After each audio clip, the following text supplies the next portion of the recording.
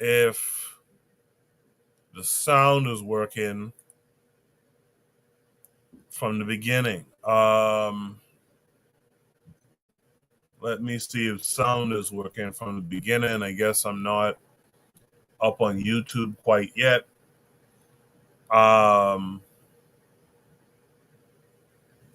You guys do me a favor. If you can't hear my voice out there, let me know that I'm being heard. Okay, it seems like I'm being heard. I just checked it in another tab. What do we have in store for tonight's show? I'm a few minutes late. For that, I apologize, but I almost wasn't going to do a show tonight. Kind of not feeling my greatest.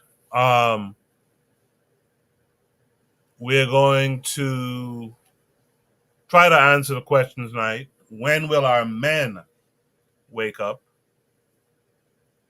We're going to look at and try to figure out what would we be doing in a unified Africa. We're going to look at Fat Joe. You remember rapper Fat Joe?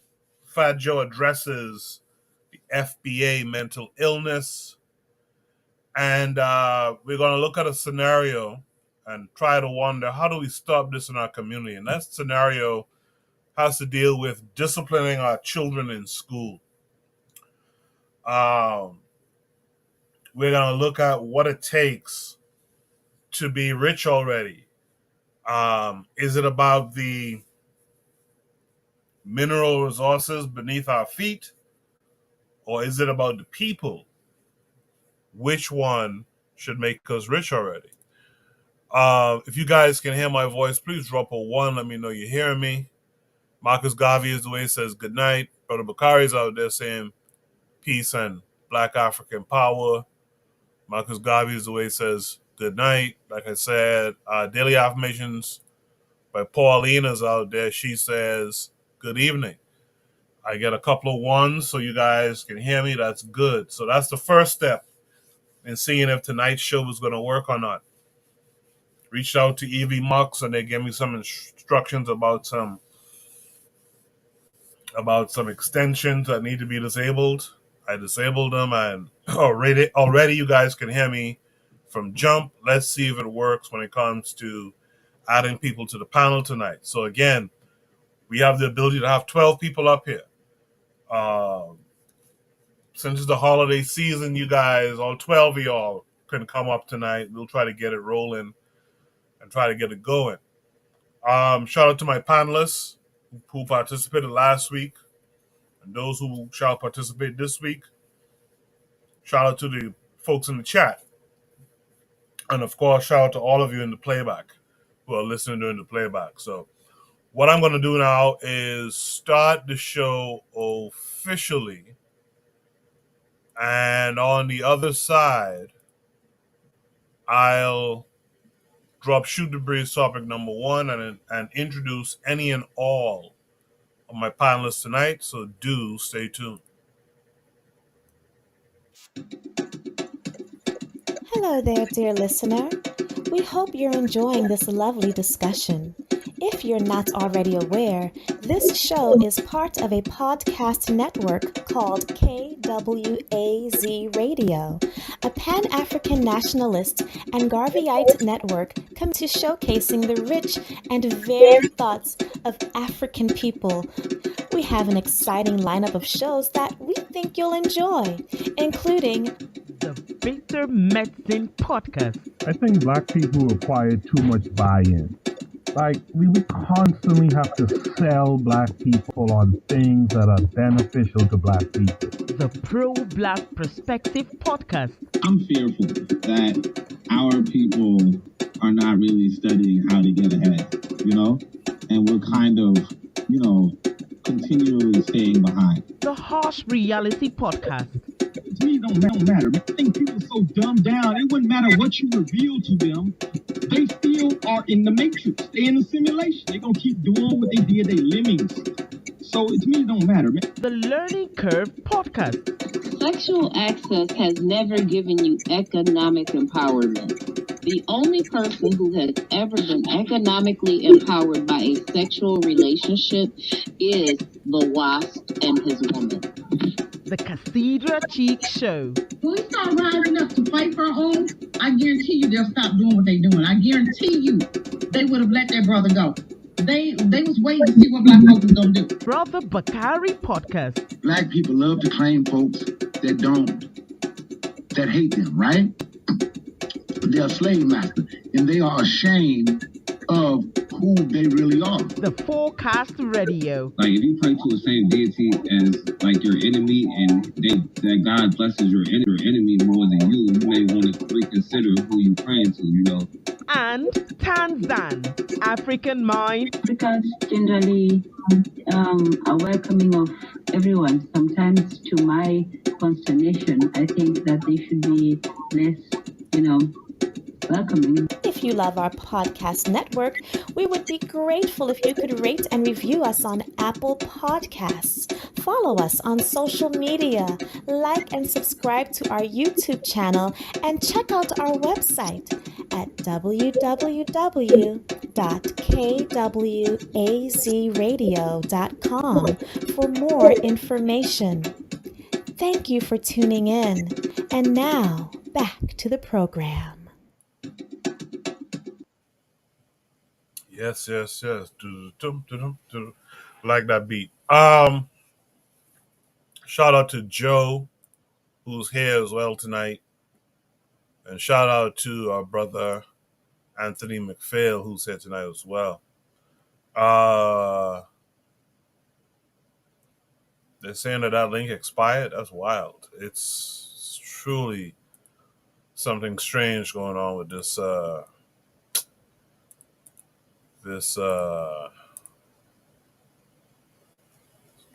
streaming service. I don't know why. I just created that a couple of hours ago before the show. But there's a new one. I posted it in the chat. Hopefully Black Steel will come up shortly. But yeah, there goes Black Steel. Yes, anyone who wants to join, click that link I posted in the chat. I don't know why it's no good anymore. Click that link and come on up. Our first panelist tonight is Black Steel. Black Steel, how you doing? I'm doing great, Koku. I'm doing wonderful, actually. Off for the next 2 weeks, fucking kids. Yes, sir. Wonderful. I appreciate you coming through. Right now, it's just me and you. I was trying to see if Anthony would come up early to perhaps see if we could get him in before there's any trouble. So I just replaced the pinned link at the top of the chat. Make sure to click it and try to join. Let's welcome in our brother Jose. In the meantime, Jose, how are you this week? Yes. Sorry, I was fighting with my profile here. I'm okay. Good, How about you? I'm good, man. Thanks for coming through for real. Anthony says he'll try in a few minutes. In the meantime, then, let's go right into it, I guess. Let's go to Shoot the Breeze topic number one. Shoot the Breeze topic number one says, how accurate is the chart in the beginning, and should we be rich already? So this comes with a link. Let me share my screen. This comes with a link that's taking us to X. And on X, we are looking at this chart here. So here's a tweet from Megedi Wade. It says, notice something? Not a single African country is on this top 10 list of natural resources. So this is a thread. I need Jose to mute his mic. This is a thread. This is one of three. This says top countries by natural resource value. It says Russia, right? Russia, it's kind of hard to see. Let me see if I can make it. No. It says Russia has coal and oil and timber and things of that nature. Rare earth metals is its main natural resource. They have 75 trillion. The U.S. is the second with coal, timber, natural gas, gold, copper in the amount of 45 trillion. Then there's Saudi Arabia, which has oil and natural gas at 34 trillion. There's Canada at fourth with 33 trillion. Iran, China, Brazil, Australia, Iraq, and Venezuela tops off the top 10. Venezuela being 14 trillion at 10, and Russia at 75 trillion at number 1. Interesting. So the second part of this thread says Venezuela, with 14 trillion in resources, is one of the poorest countries in the world. About 90% of its people live in poverty, despite having the world's largest oil reserves. And a picture of a poor area, poor town in Venezuela. Then it says, this proves that wealth is not in the ground, it's in people. And to prosper, Africa needs economic freedom to let our people thrive. What do you think? And there's a video here, I'll play it. It's about a minute long. We'll listen to it and then we'll discuss it. What these countries have understood is that economic freedom is at the center for prosperity building. Paul Kagame, the president of Rwanda, he wants to be the Singapore of Africa, and Lee Kuan Yew is his model. If you take Lee Kuan Yew and Singapore as your example, then it means that, like him, you're going to have to be serious about economic freedom. That's what Singapore did. When Singapore figured that out, they went on to put in the right reforms to make their environment some of the most business-friendly environments in the world, one of the most free markets environment in the world, and you saw the magic of Singapore. Today, Singapore is richer than its ex-colonizer, Great Britain. So when I hear people telling me today, oh, Africa is poor because of colonization, I'm like, please, let's move on from that. What these countries have understood is that economic freedom is at the center for prosperity building. Paul Kagame, the president of Rwanda, he wants to be the Singapore of Africa, and Lee Kuan Yew is his model. If you take Lee Kuan Yew and Singapore as your example, then it means that, like him, you're going to have to be serious about economic freedom. That's what Singapore did. When Singapore figured that out, they went on to put in the right reforms to make their environment some of the most business-friendly environments in the world, one of the most free markets environment in the world, and you saw the magic of Singapore. Today, Singapore is richer than its ex-colonizer, Great Britain. So when I hear people telling me today, oh, Africa is poor because of colonization, I'm like, please, let's move on from that. What these Very interesting. Very interesting. You know, one thing I've learned from Jose and what's the brother's name again?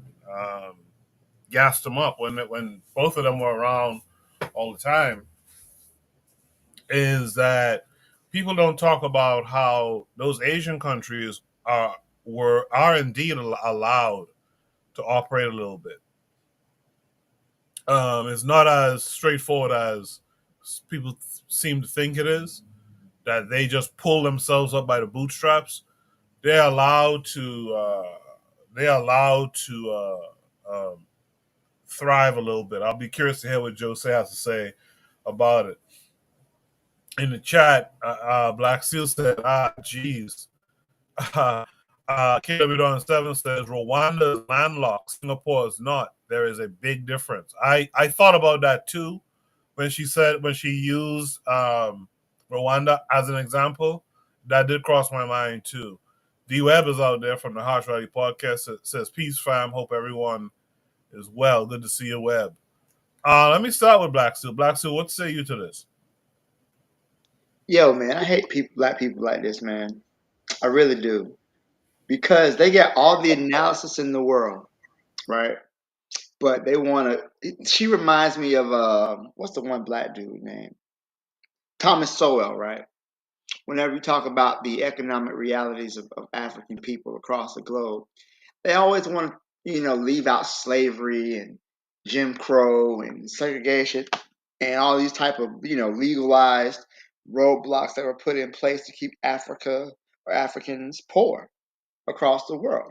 So they're never going to point out the systemic issues. So she wants to compare Singapore with, say, Rwanda, right? And this is a very interesting thing because Singapore, the country that it is as it exists, it has no natural resources. It's basically been used as a finance hub for the West. But with a lot of African countries, for example, when African countries were colonized by Europe, their sole goal was for resource extraction, and that was it. Any resource, any infrastructure that was created in Africa in the pre-colonial era was just meant to expedite the extraction of resources. Any railroads that was built, it wasn't built to connect the country or build roads or shipping or anything. It was merely built to facilitate the quick exploitation of the resources of that country. Many of these countries are I'm trying to think how I can put this in a way. Many of these African countries, colonialism never ended. So that's why it's called neo-colonialism, right? So the idea that these European countries came and they took the resources, but they left, and that was a long time ago. We're not playing this game. Whoever you are, man, we're not playing this game because this is her trying to rewrite history. France is still taking resources from its former colonies. Great Britain is still taking resources from its former colonies. International Monetary Fund. So let me give you an example, right? This just an ignorant woman here. First of all, what happens in that many of these situations, these African countries, they come out of colonialism in debt, impoverished. They'll take a loan from the International Monetary Fund, right?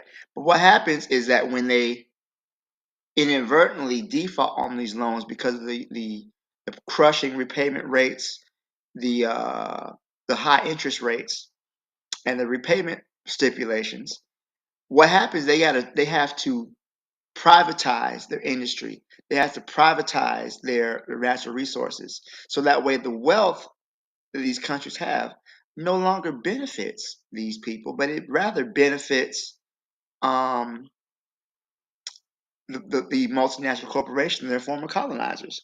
So she's leaving out a lot of history, and that chart was very suspect to me because she's talking about the value of the resources, but the resources don't necessarily mean that you're going to have a prosperous economy. And I think that there's a lot of nuance that she's leaving out, and she's leaving it out on purpose because she's trying to push a narrative as if Africa's impoverishment is not the West's fault. It's a failure on the part of Africa, on its leaders and its people. And I'm just not buying it. We've been hearing in some shape or form all of our lives that niggas ain't shit, and I'm really tired of it. So she got to do better than that.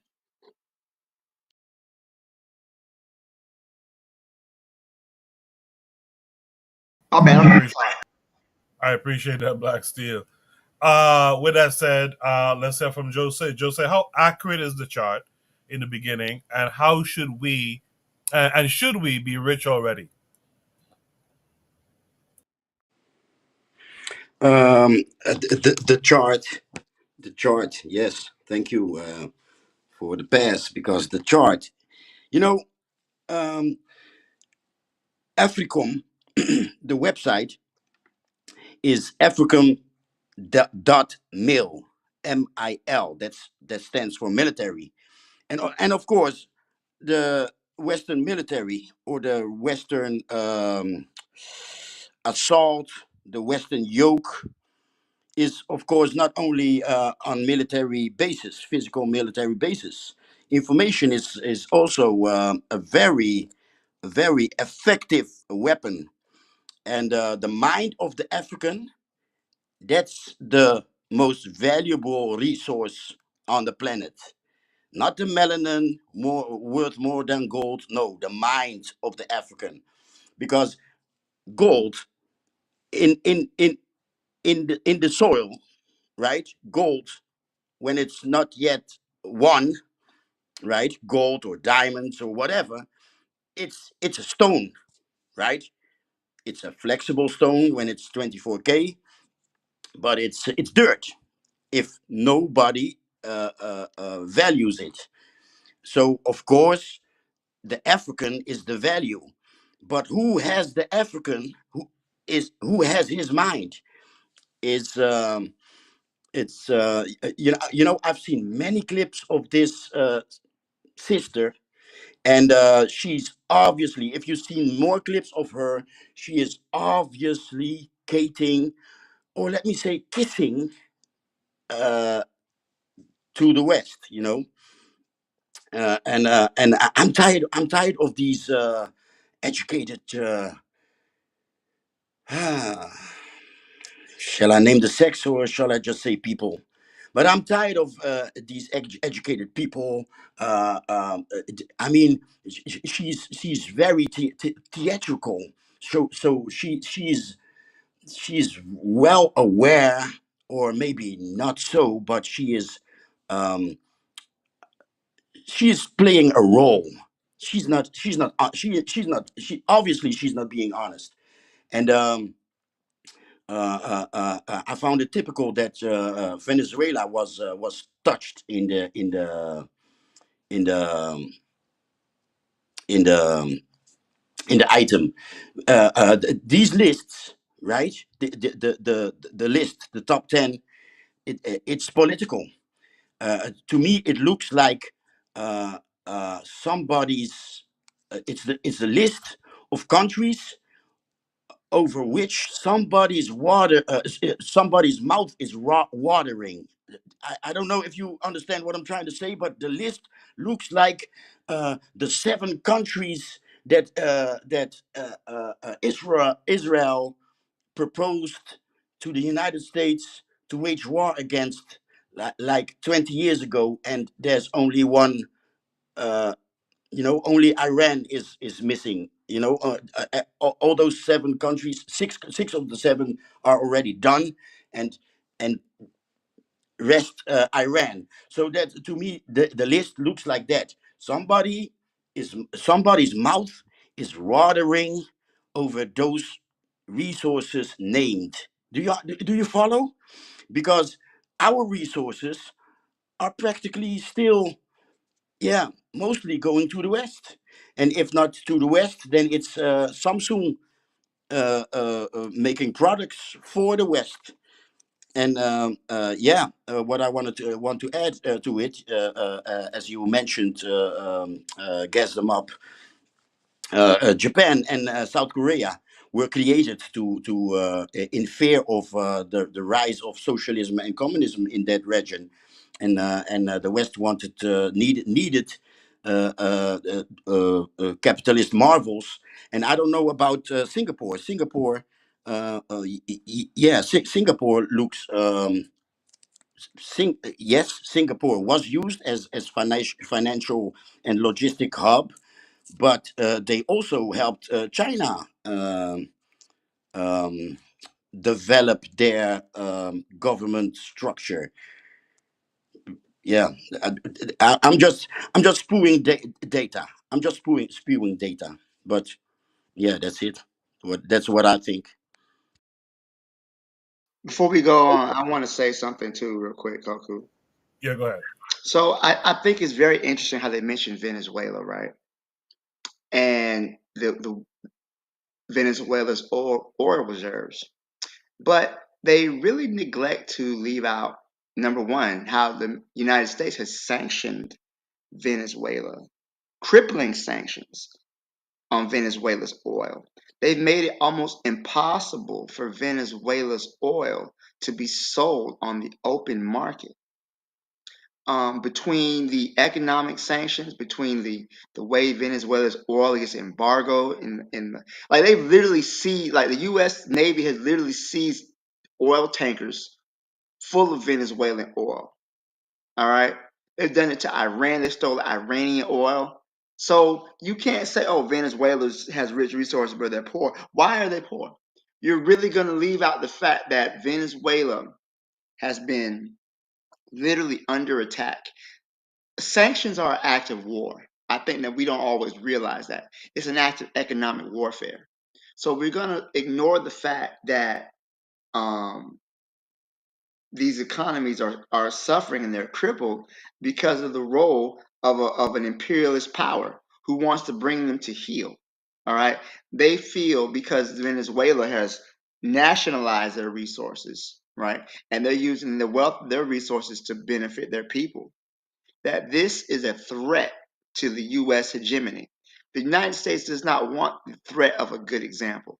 Even the whiff of communism, the whiff of socialism, is enough to get them to attack your nation. First of all, they want to try to criminalize you in the media. You know, we always hear this talk about Hugo Chavez being a dictator. First, they want to destroy your image. They start putting think pieces in the New York Times. They find expats from your country to come and talk about you, and it escalates. So we can't really discuss these nations' poverty without discussing how sanctions are used as a weapon of war to bring countries to heel, with the desired goal is to make the economic conditions in the country so dire that the population will rise up, depose of their leaders, and that way they can put a leader who's more favorable to the United States or to the West. Basically, this is all by design. There's been several books written about it. So I just really think this conversation, as the woman is saying, is just disingenuous at best. I'm done. Yeah, I was going to ask you guys a follow up question, but you just nailed it.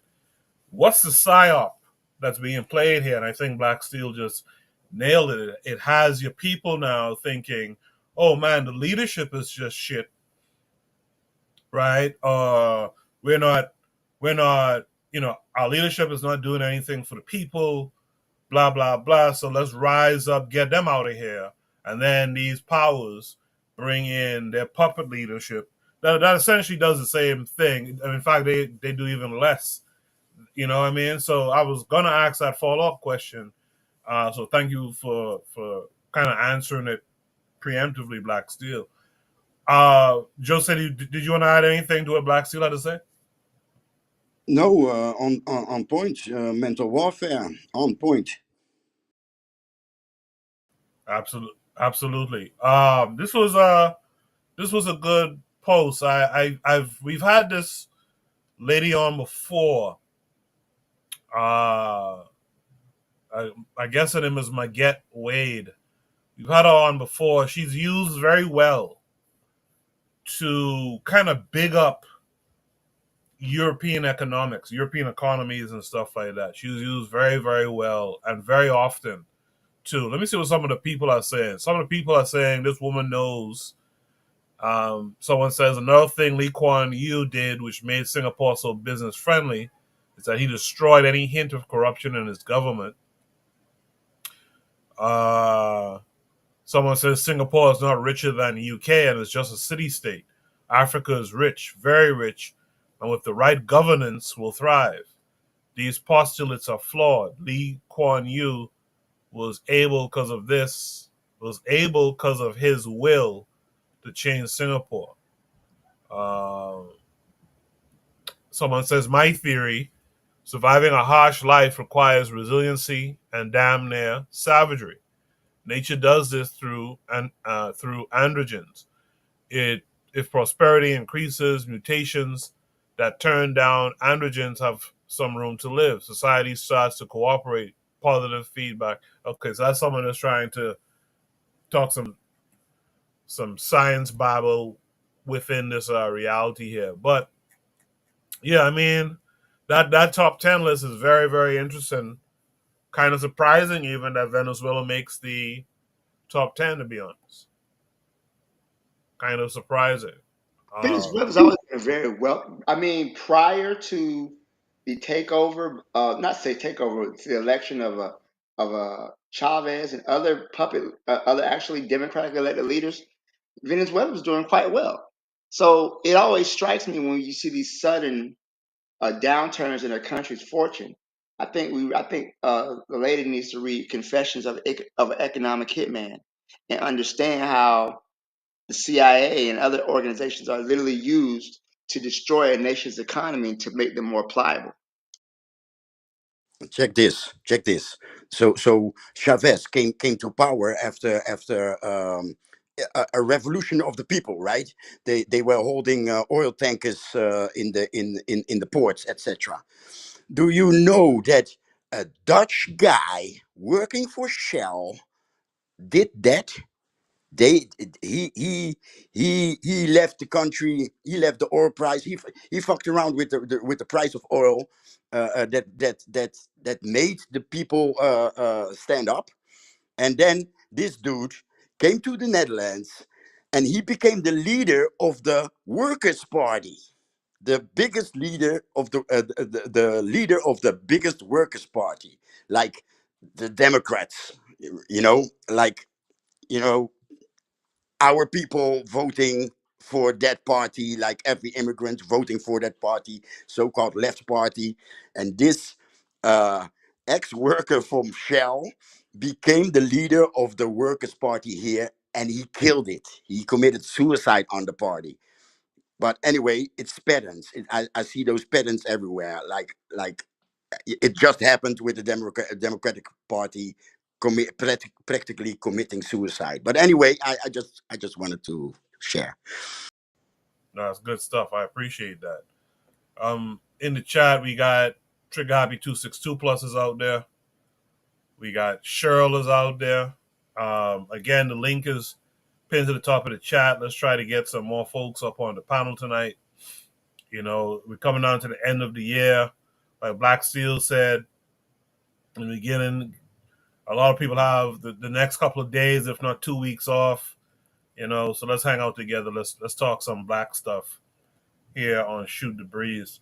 If there's no last thoughts on that prompt, let's go to Shoot the Breeze topic number 2 tonight then. Shoot the Breeze topic number 2 says, how do we stop this from happening in our communities? How do we stop this from happening in our communities? So this comes with 2 parts. I'm going to play the first one. It should be short, if I remember correctly. I might play it twice and then play the next part twice. So here's the first part. They did a grand thing when they took that discipline away from us, because when they made our parents afraid to discipline the children, then what happened? We found out that the teachers were afraid of the principals were scared of the superintendent was scared of the school board was scared of the parents were scared of the children, and the children ain't scared of nobody.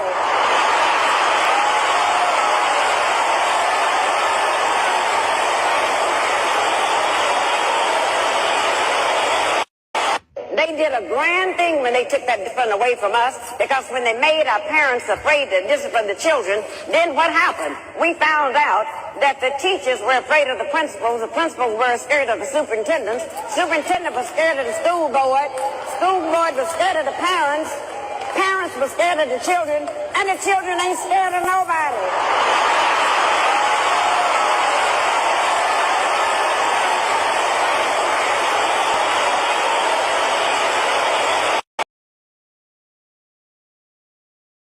Let me just pause it there and just read a couple of comments under this.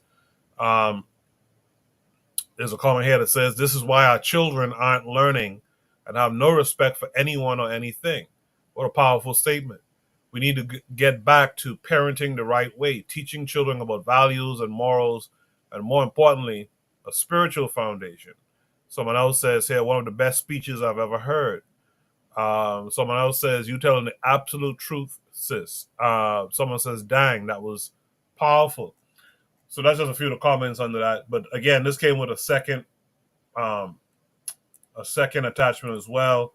So what I'll do is I'll play this one. I'll play it maybe twice, and then we will discuss it.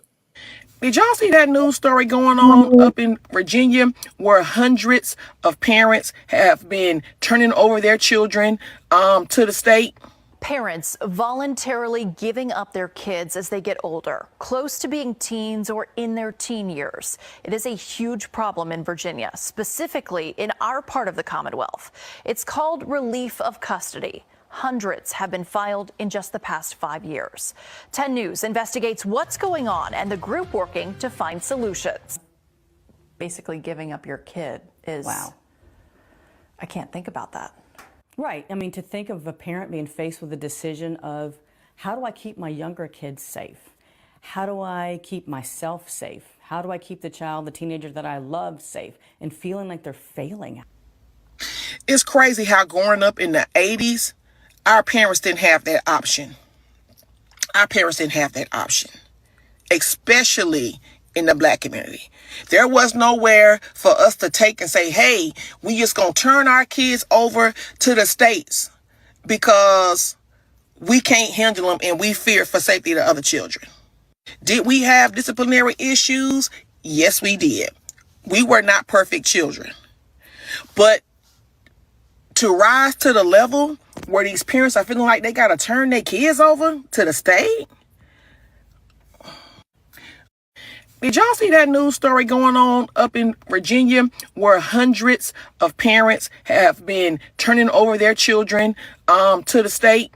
Parents voluntarily giving up their kids as they get older, close to being teens or in their teen years. It is a huge problem in Virginia, specifically in our part of the Commonwealth. It's called relief of custody. Hundreds have been filed in just the past 5 years.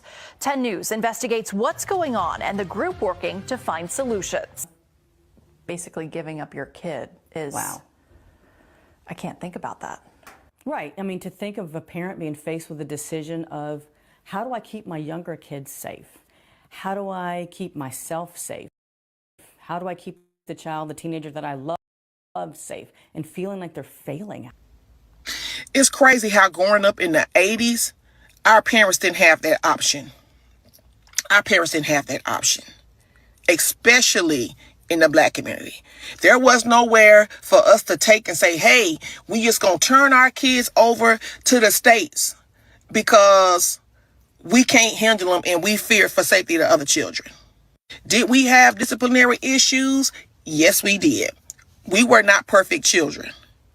But to rise to the level where these parents are feeling like they gotta turn their kids over to the state?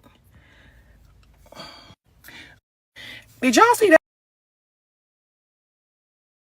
So for symmetry, I played it twice. I just want to read a couple of comments under the video, then I'll read some comments from the chat, then I'll throw it to the panelists. Someone here says, this is all on the parents. They raise monsters, now want to pawn them off like puppies. Sad world. Someone else says, the way these kids are destroying houses or killing their entire family behind getting a phone taken, it's a different world.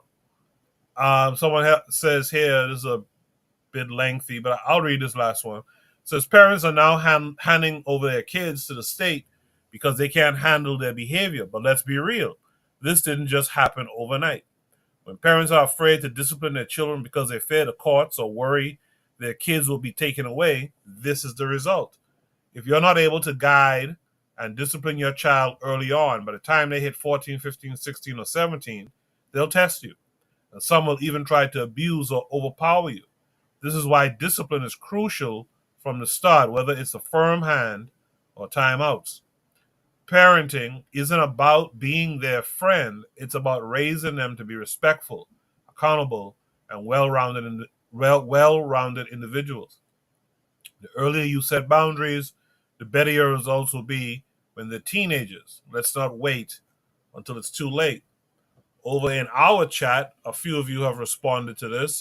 Good to see Azuli out there. Azuli, well, first of all, Anthony recognized the first speaker. He says Dr. Julia hair was on fire. I watched that live back in the day, so that's good to know. Erzuli's out there. He says, but you parents went with it. You voted all these policies in. You voted for these people who decided laws that said you can't discipline your kids. He goes on to say, you told other adults they can't check your kids in the street when they're acting crazy in the streets. Can't argue with that. Trigavi 262 Plus says black people have no clear control of their socialization, especially in a Western context. I appreciate all those comments from you guys. Let's keep the comments rolling. That makes the show a little bit more cohesive and gives a deeper analysis to a lot of these prompts too. So keep the comments coming for me, please. I'm gonna start with Jose on this one. Jose, how do we stop this from happening in our communities? Well, I'm gonna I'm gonna mention the name Edward Bernays, uh, like I do quite often. But propaganda. We complain about hip hop music degeneracy. We blame hip hop and not the violent Hollywood movies. But there's something worse, and that's all advertisements promise an easy life, laid back, no hardship, no disciplining each other, uh, be free, be yourself, etc., and all that type of individualistic nonsense. So far, that even inside a family, in the individualism rules, and so these short snippets, these shorts, advertisements are shorts, and I, as as the mind, the human mind is also kind of a hobby of mine. I'll make a bridge to what's happening right now, right? So these shorts, call it advertisements, right? These shorts influence our thinking, our our fabric, right? It's deeper than thinking. It influences our fabric. So this easy life is promised, right, by shorts, and I use the word shorts on purpose because I believe shorts on social media has also destroyed people, and our people are my interest. The rest is their problem, and our people buy shorts. The short month the short month graduates, uh, how I sometimes call FBA and ADOS. I believe shorts from the short month, the shortest month, uh, Black History Month. I believe shorts have influenced our people. I believe shorts. We have to study shorts uh, if we want to know how FBA came about, how it was possible that FBA exists, because I believe people were programmed by shorts, by advertisements, short thinking advertisements with yells. Um, yeah. So I'm calling shorts advertisements, and I'm calling advertisements shorts because it has influence, it has an impact uh, f- on intellectual lazy people, and to be honest, everybody is intellectually lazy. Intelligent people are lazy, or laziness creates intelligent people because you're thinking about a way to make things easier or more practical. And in this mist of false promises of easy life, this is what happens: individualism inside the family. And there you go. Now you have a generation that is uncontrollable. You can't tell them shit. And yeah, what are we going to do about it? I believe we have to counter Edward Bernays. we have to understand propaganda. We have to what's the word? We have to create what's the word? Um, Narrative, right? There is no black narrative, and we have to create a black narrative. We have to, uh, uh, for example, when we share shit, right? So we are already mentally rotten. Let me put it harsh. Uh, we are already mentally rotten because look at the advertisements that we make. Uh, we let me compare it to Asians. Asian shorts on the internet are of working people, are of farming people, manufacturing, and all that type of shit. And our shorts, the content that we create, are debates, insults, and make fun of each other. So we have to counter Edward Bernays. Period. I appreciate that, Jose. Let me see if I can get Anthony up here. Anthony, can you hear us?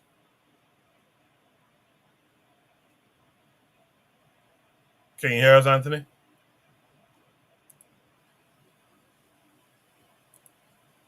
Can you hear us?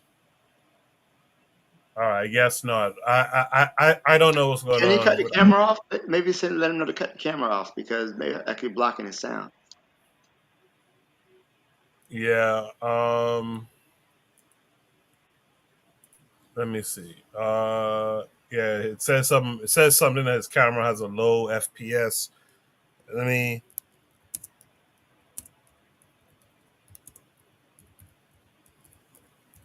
put that out there. I don't want to spend too much time on it not working this week. Um, in the meantime, in the meantime, in the chat, D Web says not only are teachers not allowed to discipline kids, but parents face prosecution if you mention physical discipline in front of school officials. The Zulism says you parents rebel hard against your parents' disciplining techniques. You've been all the way on the opposite end of soft correction and friendship with your kids. Let me try one more time with Anthony. Anthony, you gotta turn off your camera, but can you hear us? I see I'm on stage. I can't hear nothing. Yeah, we can hear you.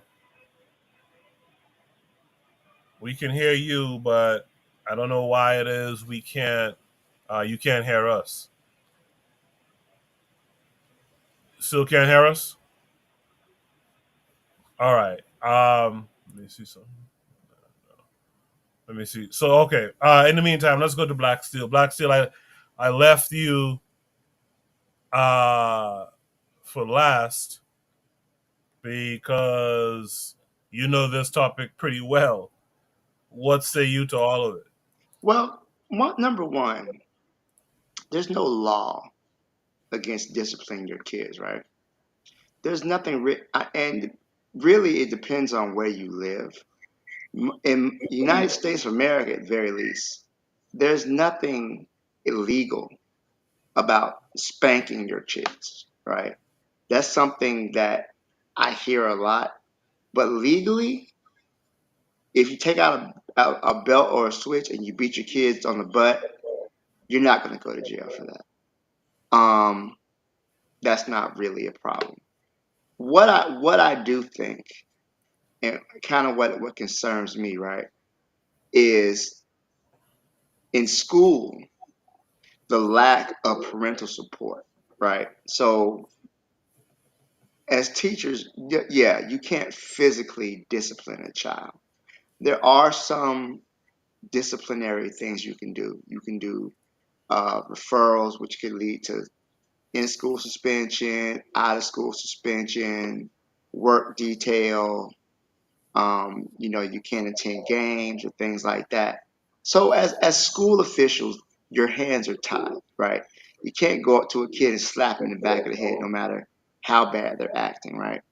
But I think what happens is that there's no parental support on behalf of the students and the educators. So, say for example, you have a child who's disrupting the class, and as a teacher, first thing you do, you call home. Hey, I just want to let you aware. Um, of what's going on. The parent, now, if you have a good parent, the parent say, you know what, thanks for letting me know. I'll handle it. You won't have a problem anymore. And we let the parent handle the discipline on that end. Then you could have the inverse. Well, what did you do? They don't seem to have a problem with anybody else but you, so it must be you. So then you have the problem, you have the child's parents who begin to push back against that. Because a lot of the problems are this. A lot of these parents were children themselves when they had kids. You have these young parents who may have not grown up with the best home situation.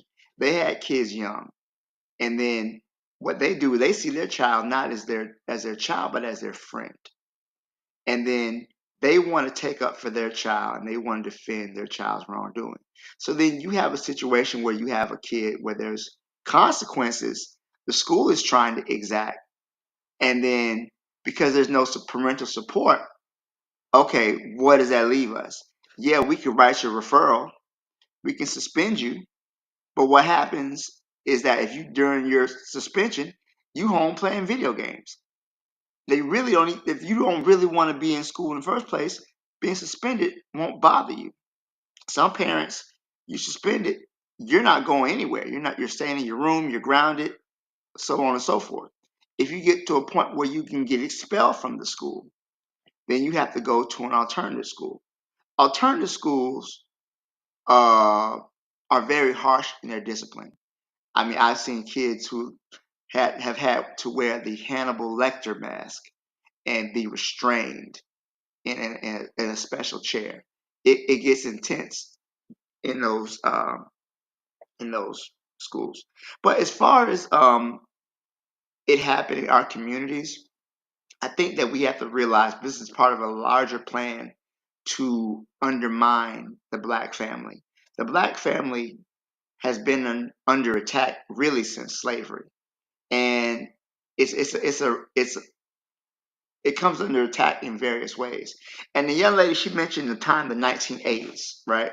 The 1980s begins with, number one, the war on drugs, um, which we have the repeal of many of the reversal of many of the gains of the civil rights movement. So beginning with the election of Ronald Reagan, we start to see many of the gains that were done via the civil rights movement start to get rolled back. We see Ronald Reagan is his plans, his what we call supply side economics, or in reality, what he called trickle down economics, where you have tax cuts on the rich, right?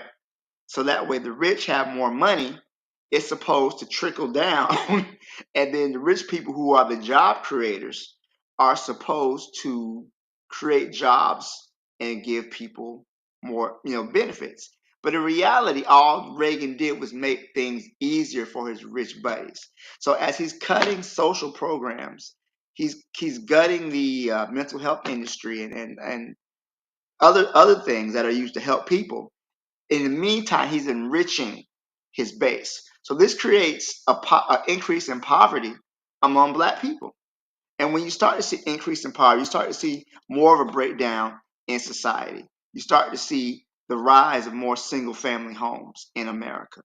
This is very much by design. So we can track the beginning of what she said. She mentioned the 1980s. The beginning of this lack of discipline, this lack of family structure, this lack of single family homes are directed towards very intentional public policies, and as a white backlash to the gains that black people made in the 60s and 70s. So as we start to see the breakdown in the family, we start to see younger people becoming parents who aren't necessarily equipped with the skills to raise their children. And also too, I'm going to be all honest as well. School is a very hostile place sometimes. And I've experienced it as a child, having to deal with racist white teachers and the way they treated me. This school can be a very, very hostile place for black children. And I don't think that gets talked about enough. There's a saying about school to prison pipeline, and you can almost predict the people who are going to be in prison based on their reading scores, based on their math scores, right? These kids, many of them are being funneled straight from public school into the criminal system. And these children can sense that they are not valued, they are not listened to, and they rebel. One thing about kids is they're gonna rebel. That's how they are. I think, in my thought, this is just my humble opinion, I think these young people are pushing back against a faculty who doesn't look like them, who they feel don't care about them, and don't have their best interests at heart. So the faculty doesn't reflect the demographics of many of the schools. And that's where you're having the disciplinary problems come in. So that's just my thoughts on some of that as well. They don't really connect with the with them as they should. So and Trigger Happy said African families not beating their kids. And that's another point, is that when we say discipline, many times we talk about Hold that physical. thought. Hold that thought. Hold that thought. We'll use that as a follow-up question. Let's All get right, cool. through everyone. All right. In the chat, I just want to point out that where is it? I want to point out Brother Bakari, who put me on to EVMux. He says that EVMux has a lot of problems with certain phones. Most times, you have to use your computer. I can't use my phone to join the panel. I have to use my computer. So that's something to keep in mind. For anyone who wants to join, try to use a laptop if you can. Buana said he couldn't hear anything. Hopefully you can hear something now. D Webb says, definitely disagree. We had an ass principal tell us that if we mentioned spanking the kid in front of her, she specifically stated she would have to report it to the authorities. Cheryl is out there. Cheryl says, what would it take for parents in a black neighborhood of 100 parents to pool money every month for services for children so that they don't have to go to these schools? I've asked that question so many times, it's not funny. Cheryl says public schools in America are just glorified daycare centers for older kids. Anyway, she says, I can guarantee your kids aren't learning anything that will help them out their situation in the future. Webb says, also to that point, most parents work. So if the kid is suspended, it's likely the parent is not able to sit there and watch the kid all day. They'll likely be doing what they want. Trigapi 262 plus has a question that I'll use as a follow-up question. Let me see if Buana can hear us. Buana, can you hear us? Goku, can you hear me? Yes, sir. Oh, good. Good night, everyone. I hope all the brothers are good. I apologize for my lateness. I told Coco about that, but I apologize for my lateness. I'm probably gonna go on the next prompt, but I would only say to Anthony, um, if you can, brother, if you can, a laptop seems to be working better on this particular platform as opposed to cell phones. So if you could get your hands on a laptop, I think it'll be much better than a cell phone because I couldn't hear anything either on the cell phone. So that may be able to assist you in trying to get up. You and Shirley's, maybe you'll be able to get your hands on a laptop and I'll be able to be workable and be heard because I can hear everything and I'm sure that everyone can hear me as well. So Appreciate that, Buana. Jose also added, he says, on my iPhone, most of the time, Safari works better with these panel apps. Try another browser, perhaps. So the follow-up question is from Trigger Happy 262 Plus. who says that there's a child advocate by the name of Dr. Stacy Patton who makes the argument that physical discipline and beatings fuel the fire of regressing black children. Do you all agree or disagree with her? I'll say this quickly. There's a manner that you have to go about with physical discipline. Else you will, I think, take the fire out of children. One of the things you'll notice with these white kids, now they have whole systems and whatever in their favor too. But a black child ain't gonna curse out the people who are responsible for feeding them, clothing them, and housing them. But white children will do that. They'll look at their daddy and say, "Hey, John, what the fuck you think you're doing?" Right? Like they do that, and a part of the reason why those people allow that to happen is so that they have that fire. When that kid gets 25, 26, 20, and goes on a job, that kid's boss ain't gonna just run over him or her. They'll look at the boss and say, "Hey, John, what the fuck you think you're doing?"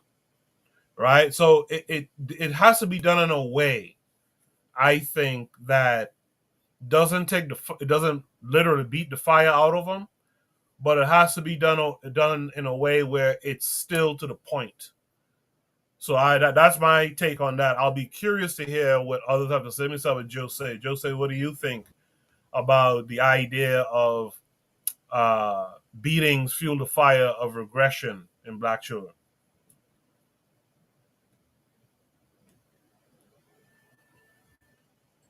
Unmute your mic, brother. I was talking to him on mute to him. Like, I don't know. You know, earlier somebody also said that physical punishment was not a thing in Africa. I don't know. You know, there's many. You know, people still make children in Africa. So I see a lot. I see a lot of different approaches for example, the cousins of my child. There's one aunt that has a twin, a girl and a boy, and the boy. What Trigger Happy explains here is definitely the case with this boy, but my son and another cousin boy, they get beat like sometimes. You know, I just let it happen, right? Because I don't wanna disturb the local standard, right? So I watch, even if it's my son, right? If it's, you know, if he's being disciplined, I just shut up and I watch what happens. And I see a difference. It's not the beating per se that what was the word, and I had to put it in a translator, the regressing of the fire, right? It's not the physical punishment. It's the approach of the parent, because the aunt, the mother of the twin, she has, it's like she hates black males, right? She hates, um she refuses to marry the father of the children while he's always there. It's another energy. Let me put it that way. I don't need to go into the details. It's another energy with her beating her son and letting her daughter do anything she likes. And so he's very soft. He's very scared. I bought a dirt bike for my child, and he's like, he's like, people would, I mean, he's soft, he's scared, he falls off bicycles, and of course, you understand where I'm going. And while my son is very masculine, the other cousin even more. So it's not the beating. It's not the beating that regresses the fire. No, that's definitely not. So yeah. Appreciate that, Jose. Also, Trigger Happy says that the doctor makes other arguments too, that spankings and lynchings first were in Europe before they became introduced in the Americas and became associated to black families. He says, black families in pre-colonial Africa never really beat their children. How right or wrong is she on this point? With that said, let's hear from Black Steel. Black Steel, what say you to all of it? Well, I'm a fan of Dr. Patton myself. I actually have her book right here. If I can show a picture of it. Yeah, I got her book right here. So it's a good book too. But she does make some really good points. Cut my camera off. But yeah, she does. And as I thumbed through the books, one thing I highlighted that she has said is that black people, the way we view black children as inherently bad, and that the only way to keep them in line is by beating them. Black children suffer the highest rates of child abuse. They also suffer the highest rates of child fatalities via violence. So I think that she does make a very good point, and she says something in this book. She says, America's complicated history has conditioned us to accept that pain is a necessary part of learning and growing up black. Too many people across the color line believe that black children are inherently problematic and disrespectful thugs, the root of society's problems, and are in need of punitive forms of control. I think that if you know better, you do better, right? And I do say that there are many times people take out their anger and their frustration on their children, which definitely leads to the high rates of child abuse and the high rates of death that black children suffer. Most kids in foster care, even though America is a majority white nation, there's many places where black children are the majority of children in foster care, in orphanages. So I think there's a lot of moving pieces that are going on. But I do think she does prove her point that the violence that is inflicted on black children is a direct result of our enslavement and our conditions as a second class people in the United States. And not just that, but also colonialism as well. We see how colonialism, in every African nation, across the diaspora, played a part as well. So these same thought processes don't just exist within the United States. It also plays across in the global African world. I think that's something that we really need to touch on. As far as, again, I don't think that physical discipline should belong in a public school.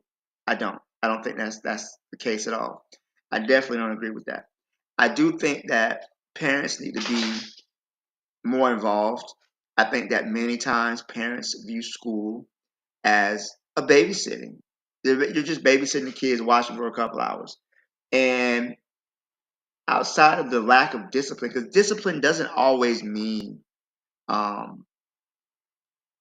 physical discipline. There's things you can do to children. You can create consequences and repercussions. You can reward. And there's, another thing too is that there's positive reinforcement. And I don't really hear that too much, especially when it comes to black children. Because again, the thought that there's something inherently wrong with us, that our kids are bad, and if you don't do something for them, either the police are gonna kill them, they're gonna get in trouble. So you gotta beat them little niggas to get them under control. That's really the thought process that a lot of people have. So I think that there's positive reinforcement that can be done. Instead of punishing them for bad behaviors, we can reward them for good behaviors. And that's something that doesn't really get to discuss dealing with black people, because the idea there's something wrong with us. That you can't do that, because if you do, then You're not reinforcing the society's rules. I'll stop there. Thanks. I appreciate Black that. Black Yeah, Steel. yeah. Go I'm ahead, sorry Mark. for interrupting. Yes, sir. Go ahead. Yeah, I think that the problem becomes, and I like your analysis, but I think that the problem is that the black child is not taught to question authority. That is not his role. The black child's responsibility or his role is to follow orders, so he will make a better slave. That's not his responsibility as a black child. So he'll become a proper adult slave where he follows the orders of his master. Now you could change the scenario from that plantation kind of situation into a corporate type of situation. The white child is allowed to question authority or allowed to exercise his analytical mind because he is in position of master. So of course he should question authority. He should be able to ask the question why. Why? No, that doesn't seem right. It doesn't calculate, mommy. Why do you say this? Because the child, that white child, is supposed to be responsible in forming the world that he is creating for everyone else to live in. That's that's white supremacy at its core.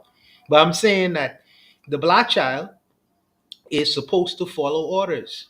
So even by nature, when that child, because naturally the child wants to ask the question why. So even in our Sunday schools or even at an almost rudimentary elementary level, they say, don't worry about why, just do what I say. Do what I say. We enforcing rules. You supposed to follow our orders. We don't appreciate your analytical mind because you are just brought here to follow orders. There's a distinctive difference. So I say sometimes it's good to buttress against the idea of yes, you should question authority and let the black child question authority, even if it's your authority.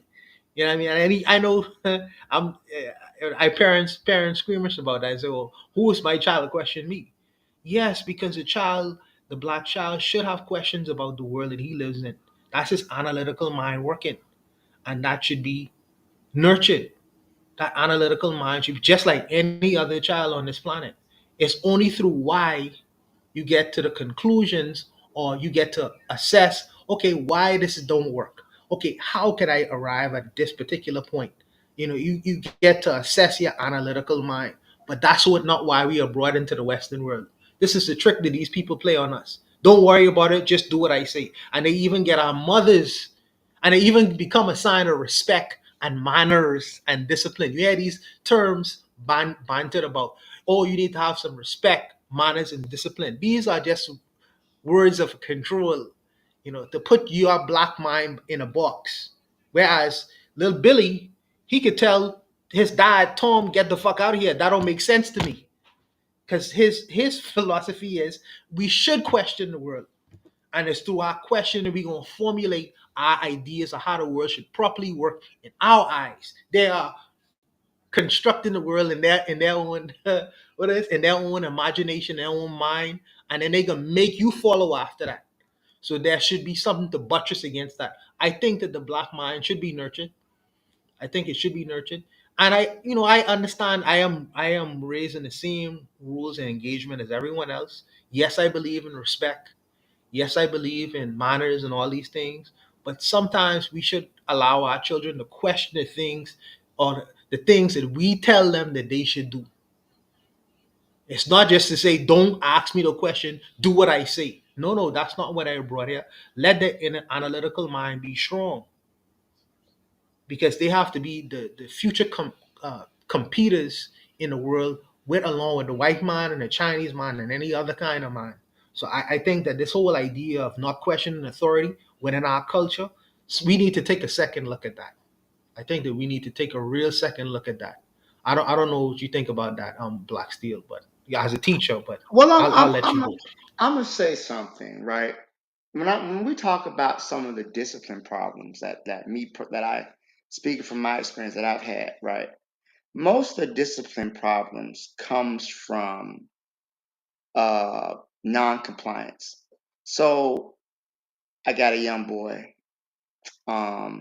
He's very I believe he's a gang member, and he doesn't want to do any work. He comes into class. He gets to work. He sits down. 10 minutes. He's walking around the class. He's playing on his phone. Sit down. You sit down. Hey man, have a seat. We're doing some work. We're doing a lesson. If I'm doing the lecture, you want to get up and talk. Man, this is boring, man. Why we got to talk about this? I said, listen. You know, it's a lot of it is defiance. You know, they're not used to being told no at home. A lot of it is just, hey, I'm just not going to do this 'cause I don't want to, and you can't make me. He told me, hey, I don't care about getting in trouble. I don't care about getting no referrals. And if I get in school suspension, I'm not going. I'm just going to skip. I'm going to go home. I don't care. There's other ways to get this money than go to school, right? So when you're dealing with a discipline problem like that, we have rules and procedures, right? It's not always about just speaking their mind. A lot of times it's a issue with authority. You're not my mama. You're not my daddy. You can't tell me what to do, right? So that's so to me, it's the desire to buck authority, and and this is a problem that I had with my own child. Um, is that a lot of times he when he was the class clown, second grade, third grade, he really didn't understand. And he just because he didn't understand, nobody likes to feel stupid, right? So he would get up and joke around and make people laugh.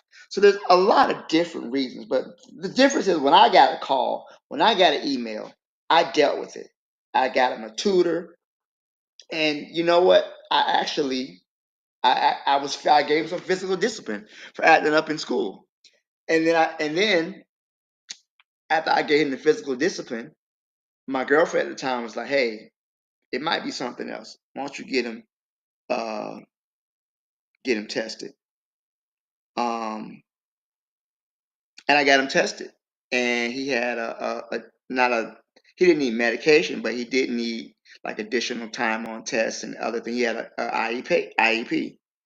Um, so I noticed his behavior improved once he got on the individual education plan that he needed. So that's something that is important to That me. is Go yes, ahead. sir. Yes, sir. That is a very legitimate point because, and I'm glad that you on this panel as a teacher because maybe you could bring balance to the discussion because there is a place where children absolutely want to rebel against so-called authority or you're not my dad, that kind of nonsense is going, that's an absolute fact. However, what of the other side of that, where the child is listening to the content, Columbus sailed the ocean blue, and all the white scientists and all these people are so great and wonderful. And when we find all in Africa, we find what of the curriculum?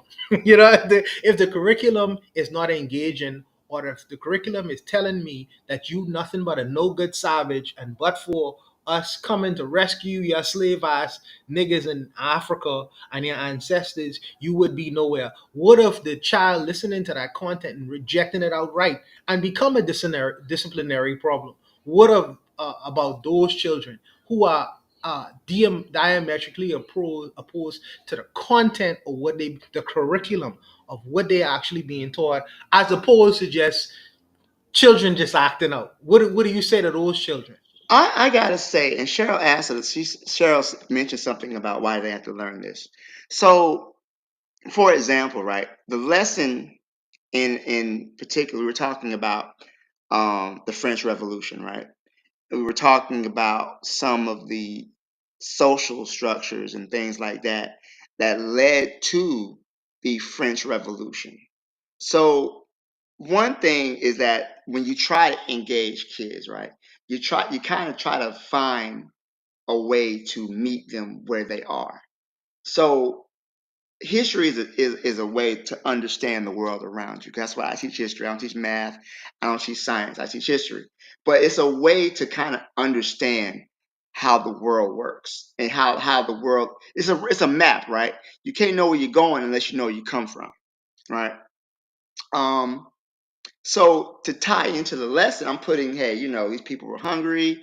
They were dealing with corruption, and I try to tie it to what's going on in the world today.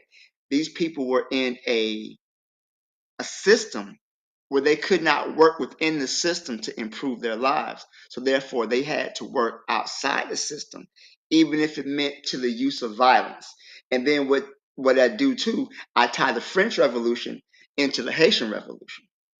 So because we have so many black kids, because we have so many kids from Haiti, I try to tie that in. So okay, so while this is going on in revolutionary France, they're talking about equality, liberty, everything else. These slaves are here in Africa dealing with the oppression of the French. So then they rise up for them get their freedom for themselves. So to me, I think number one, you got to have the course to graduate. So you got to learn it if you want to graduate high school. Number one, to answer your question, it's a required course. You won't get a diploma without it.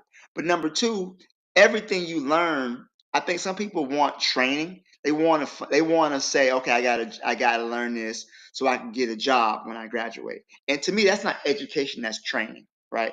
But education, it lets you engage with the world. It lets you don't want to teach kids what to think, but teach them how to think, and then engage with that and ask more questions. That way they can get deeper. And then that way it can make them question the society that we live in.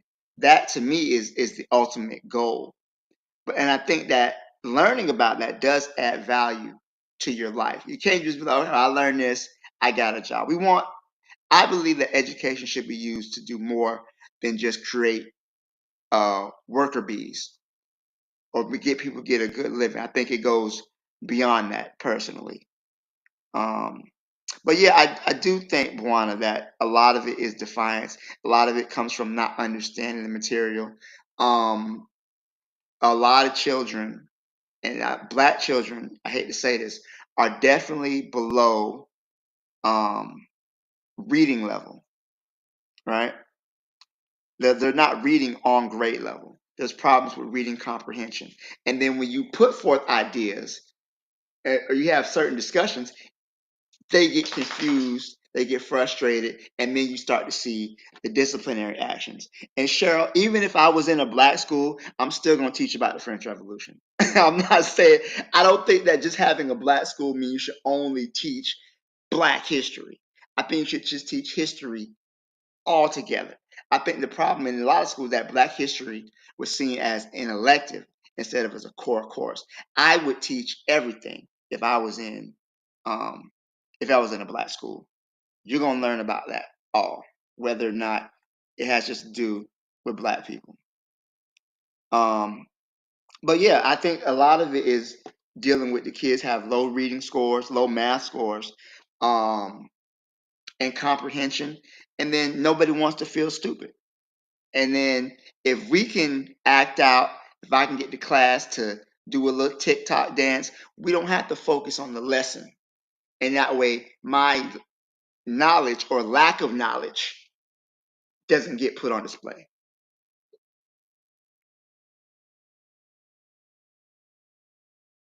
Yeah, a lot of commentary in the chat. I cannot read all of them for time's sake, but I appreciate all the comments. I try to put them up on the screen, most of them. Um, Anthony suggested a book. I remember seeing that book years ago when my children were babies and stuff like that. So, and I'll tell you all this personally. Me and Buana from the same place. I grew up being told all the time, stop back talking. Because if I said ha, stop back talking, that does something to you. I look back on it and I realize that does something to you. Eventually you start questioning stuff. If you're not careful. Thankfully I came into a consciousness that that forced me to question things. But a lot of people are stuck. I have family members who are still stuck on if certain elders in the family say something, they just keep quiet. Even though it's some nonsense, they'll keep quiet and they'll let it ride. That's a bad thing. That's not good for us. That's not good for us at all. Is there any last thoughts on this prompt? If not, I'll go to Shoot the Breeze. What's it? Topic number 3 tonight. No last thoughts? All right. Thanks for all the comments in the chat. Make sure to join the Discord. Your comments, your topics can be discussed on Shoot the Breeze as well. Join the Discord. Navigate to the Shoot the Breeze topics channel. Post your Shoot the Breeze topic as well as an attachment. It could be from YouTube or Twitter. Those are preferable. And yeah, we could discuss your topics as well.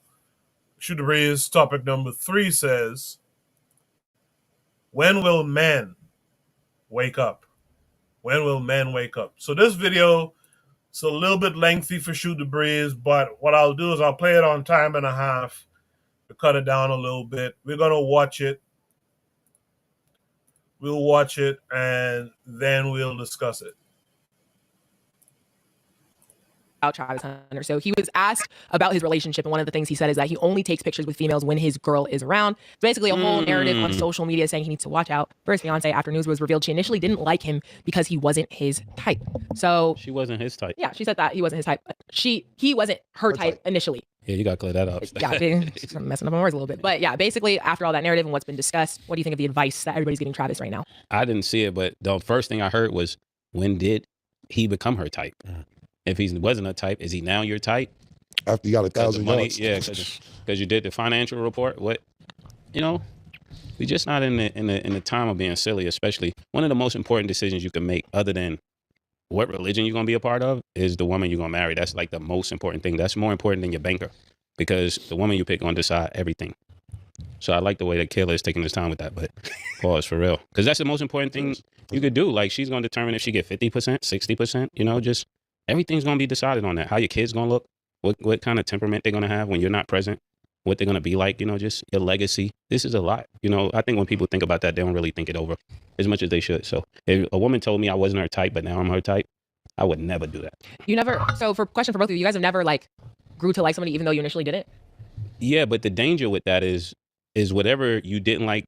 See, this is how I work in like relationships, right? The same thing you love about a person is the same thing you're going to eventually hate at some point. So you got to know that, like, say a dude, you're like, he's assertive. But then when you don't like it, you say he's controlling.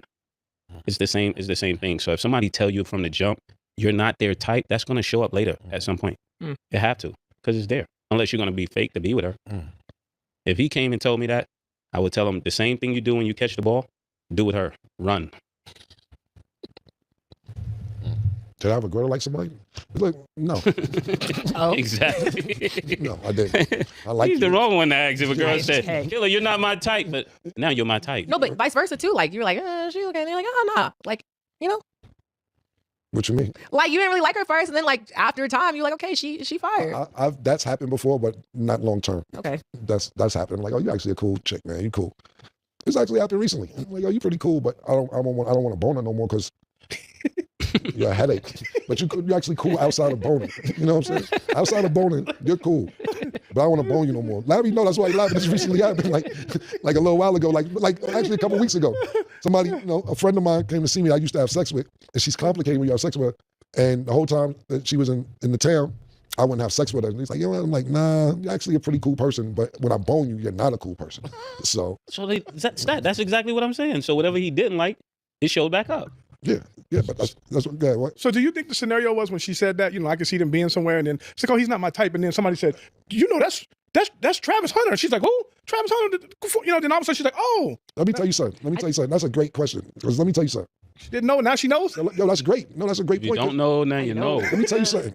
It's a big tournament it used to be. It's Dykeman. When growing up, it was a big tournament in Harlem called Rucker, and that's where like all the best players. Not gonna say best, but like the big time players used to play in the summertime, and the drug dealers used to coach them and all that. And I was probably the youngest person to play at Rucker at one time. I was like 15 years old, and I played really good one year and won a championship, etc. And it was like a big deal because nobody my age kind of played at Rucker at that time, and we won a championship and everything. And I fucked a couple old bitches. They're like, that's shorty from Rucker right there that won the championship and all that. I'm like, I'll take the pussy off that. You know what I'm saying? So you're right, Larry, that sometimes somebody can nudge you and be like, oh, that's homeboy, or that's this, or that's that. Let me ask Mace this. Have you ever been with somebody after you were somebody that didn't want you when you were nobody? Me too. For payback for me. For me, it was payback. For me, it was definitely payback. A couple chicks in school, bitch, say, oh, you say my jeans was dirty every day, right? I'm gold, bitch. Now I'm going to bone you and don't care about you because this is just payback because you used to didn't think I was anybody. So that was a great question, Larry, because somebody might have put it on the game. Like a few weeks ago, we seen Travis Hunter have one of his best games ever, and when he got off the field, tried to give his girl a hug, and she was like, oh, come on. Like, what are you doing? And it's like, yo, Travis Hunter has a YouTube channel with this girl. They live together.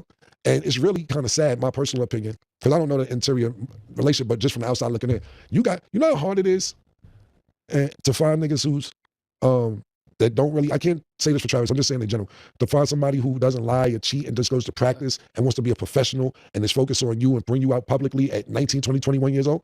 I remember motherfucking CD Lamb was getting drafted. His girl grabbed his phone. Nigga said, excuse me, don't touch my phone. What the fuck is you doing? I said, damn, my Travis Hunter look like he give his girl the phone. And go, hey, if you want to go in the phone, just go in the phone. He looks like that type of player. And when you don't understand that, a female doesn't understand it, like, y'all are hype over this. I got this nigga brain. When you got a nigga brain or vice versa, everything else is going to go out. Me personally, I would get far away from her. I don't like attitude from here. Just my personal opinion. And I know Travis is the homie, so I don't want to speak on your girl, but I'm just talking about if I didn't know you and from the things that I see on the television and the blogs and so on and so forth, yo, take it from Coach Prime. Yeah. Coach Prime walked his kids up and say, hey, it's one of these shits when he's seen his baby mom. Sometimes it be like that, man. Yeah, she doesn't give off the energy like she really love him. You know, and that's really alarming. And it's crazy that, you know, he plays offense and defense. He should be able to see that. Yeah, that's a good one. See all that. He ain't a quarterback, though. Quarterback gonna see all that. Last thing I say about this, and then just as advice to people that's single right now. You're supposed to go out there and find your soulmate. It's almost impossible.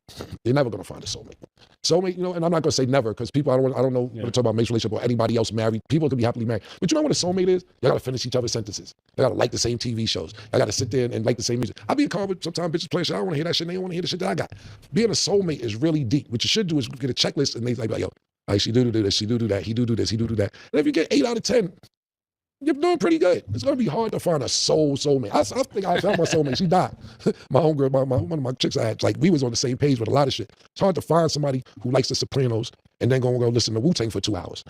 And then go and suck your dick for another 38 minutes. And cook steak because you're hungry afterwards. You know, it's hard to find all that shit in one person. You know what I'm saying? To find all that in one person, it's hard because think about this. Like me personally, I love having sex, but I like a chick who busts a nut when she's sucking my dick too. Sometimes that satisfies her. I'm not gonna find that with everybody. It's hard. You know, it's so crazy. Every time you do these lists, there's people that DM me and say, tell Killer I can do all that whole list. Yo, fam, you know what's crazy? This one other thing. I might put it up for Nick to say at the show, right? This girl was getting crazy with me on Instagram the other day. I put up a post of something, and the girl was talking crazy, but you know, I like to troll. So I told her, shit, I said, I'm thinking about blocking you, but I don't want to block you. You got a nice baby hair and a cute little pig nose. Can I put my dick on your nose? I just want to put my dick on your nose, please. Because I can look in a profile that said Brooklyn. I was like, you're just a dirty little Brooklyn bitch with a nice baby hair and a cute little pig nose. Let me come on your nose and change your life. So she was like, I would never. Who do you think you are? You look like your breast thing. And there was mad girls underneath like, you can put it on my nose if you want to put it on. I'll let you put my dick on my nose. So I get what you're talking about, murder. They out there. It's about doing the search. Soulmates out there. They out there. The search is just hard. Y'all know I have different views, so I'm done. I'm gonna say my last 2 cents or whatever. I don't even there's no way to even transition from that. Like I don't have any sort of smooth nothing. Like, all right, this is what they leave me with, y'all. I just feel like when finding love, hey, hold on, it's 11:11. See, finding love. No, seriously, like when finding love, you guys are both supposed to make compromises and sacrifices and learn to love each other. Not everything's going to be great right off the bat. As far as Travis Hunter and his girl, I do wish them the best. They are both very young. They are both engaged, getting married, okay? Young love. I don't want to shoot that down for them, okay? If they understand each other and that's what's, makes them comfortable in their situations and they can keep each other secure, if that works for them, it works for them. It's not going to work for the majority of us. I do believe that people can grow on people. Does it happen? Like Mace made a great point. Usually if that frustrates somebody at the beginning, in the end, it's probably still will, but people can grow to like somebody that's not dead. Yeah. So everybody's situation is different. I respect them for even being public and vocal about their love and relationships because we don't see that. So if he's happy, let the man do what he do. You know what else grows? Mold, man. That grows on shit too. So you can sit there and say shit grows on people. Mold also just grows on shit. So she's right. She do grow on people. Sometimes it could be more. Secondly, what I'll say to stack compromise is this. I did compromise. And if you bring your son to the table for me to compromise about, I'm not coming in up here and you coming in down here and be like, meet me in the With middle. an attitude. Yeah, like if my nigga, Mason, man, listen to a freestyle Mason, and I know it's just freestyle, but it's for my life. My bitch a 10 out of 10 and she don't talk back. I'm not saying I don't want a woman to talk back, but I dug that bar. I like a little feisty bitch sometimes, get a little attitude with me. I'm not gonna sit there and say that I want that. I thought it was a hot bar. But if you're coming into my mansion with a gym sport and a hockey bag, listen, I'll let you in here. Let me put you in a position to grow so where you have your own organism, your own shit, and we can help you grow. Don't talk to me crazy at Polo Tropical cashier. You know what I'm saying? Like, because Larry's like looking at me.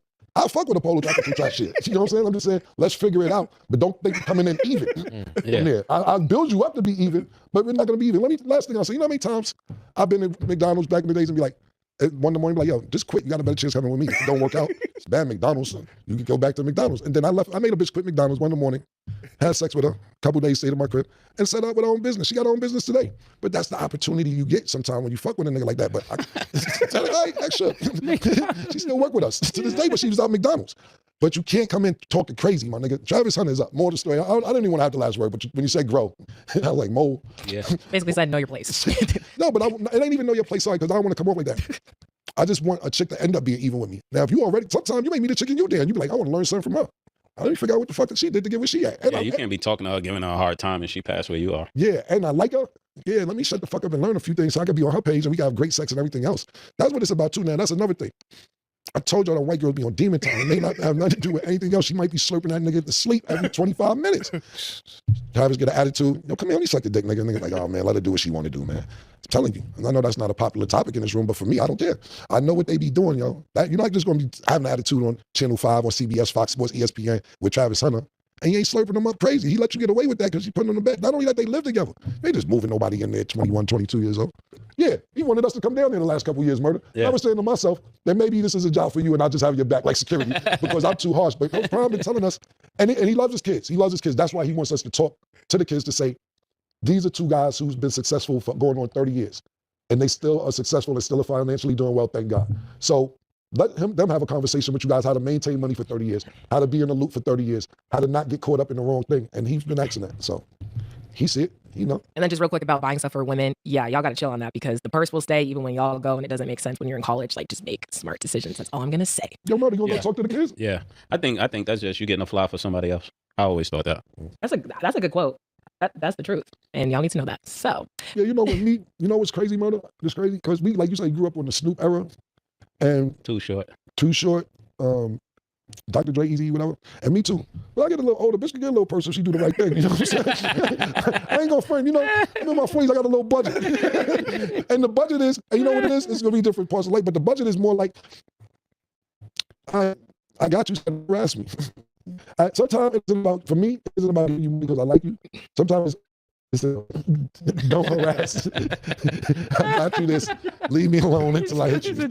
So the sugar baby contract. Yeah, my nigga, I know it ain't a popular space right now. My nigga Drizzy said I gave her a 10-piece down, mean that I'm fucking with her like that. Yeah, he did. Yeah, so sometimes, you know, I'm not at the line saying if it ain't tricking if you got it, I'm not one of them niggas.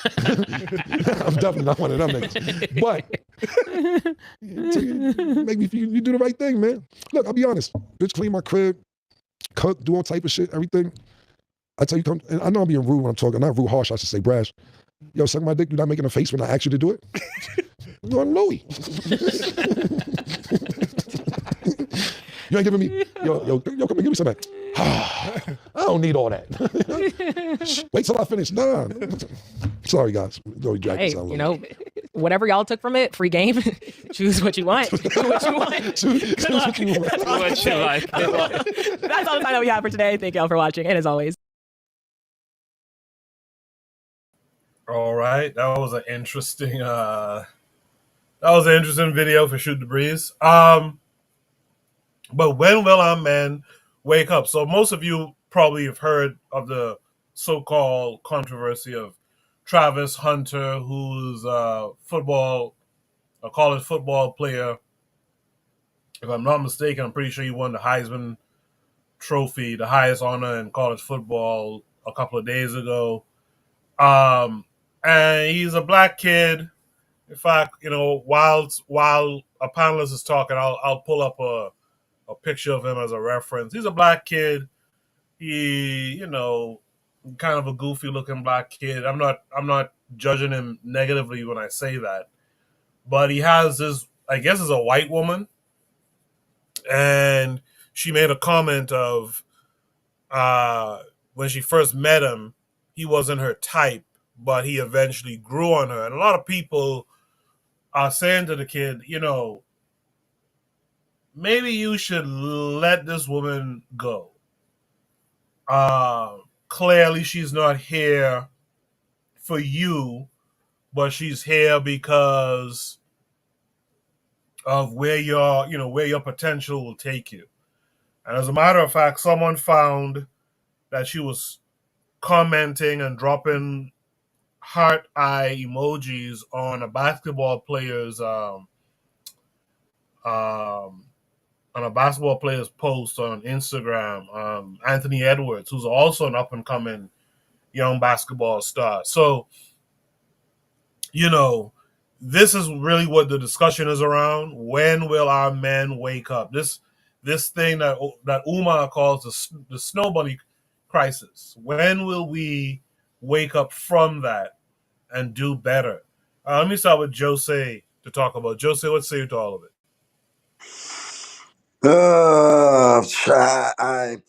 At some point I lost the subject completely because I was getting flashbacks from disgusting scenarios backstage. But anyway, um, I don't think it's a modern.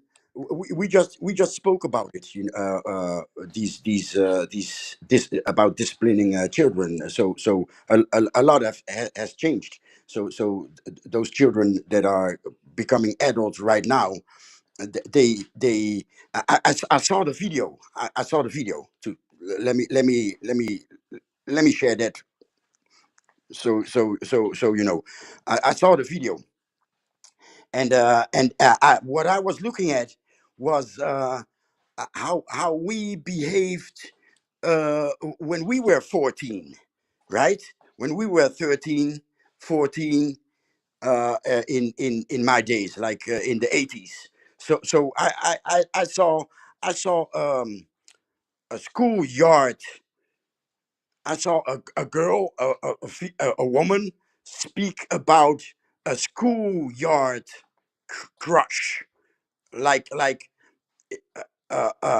so it wasn't it didn't feel that estranged, to be honest. And it's not a black or white thing. I think it's the Western. Trigger happy said it in the comments. Let me see. Um, I believe Trigger Happy already mentioned it in the comments. These Western relationships are like loose, fodder. How you call it? Like leaves of a tree in the wind, right? Leaves of a family tree in the wind. I mean, it is what it is. Arranged. You know, a ma- a marriage is a is uh, a transaction. It's a transaction of values of two bloodlines, two families, two clans, however you want to call it, and it has to be more than, oh, I like you, or oh, she's good looking, etc. And I didn't see nothing strange. I the video didn't shock me. I don't know what men or black men need to learn. I mean, yeah. I mean, I don't understand the prompt, but yeah, I said what I said. I underline what Trigger Happy already said in the comments. That's it. Appreciate that, Jose. Trigger Happy said this whole debacle, when I heard about it, just reinforces the point that Western dating is too freeform and not organized. Dating and matchmaking needs a vetting system. I agree with that too, by the way. Um, so I am to be corrected. Who said it? I am to be corrected that apparently the woman is, as KW Dawn 7 said, multiracial, to be accurate. And then Anthony came and said his girlfriend is half Mexican, half black. And yes, he's full of low self-esteem and internal self-hate. So she's half black, half Mexican. I thought she was like, oh, I did think something was up with her because she looked a little, whatever, not quite white, but I thought she was a full-blown white woman. So I stand corrected on that. By the way, shout out to Takru Tori. I saw him in the chat earlier. Didn't get to shout him out. Hopefully he's still out there as well.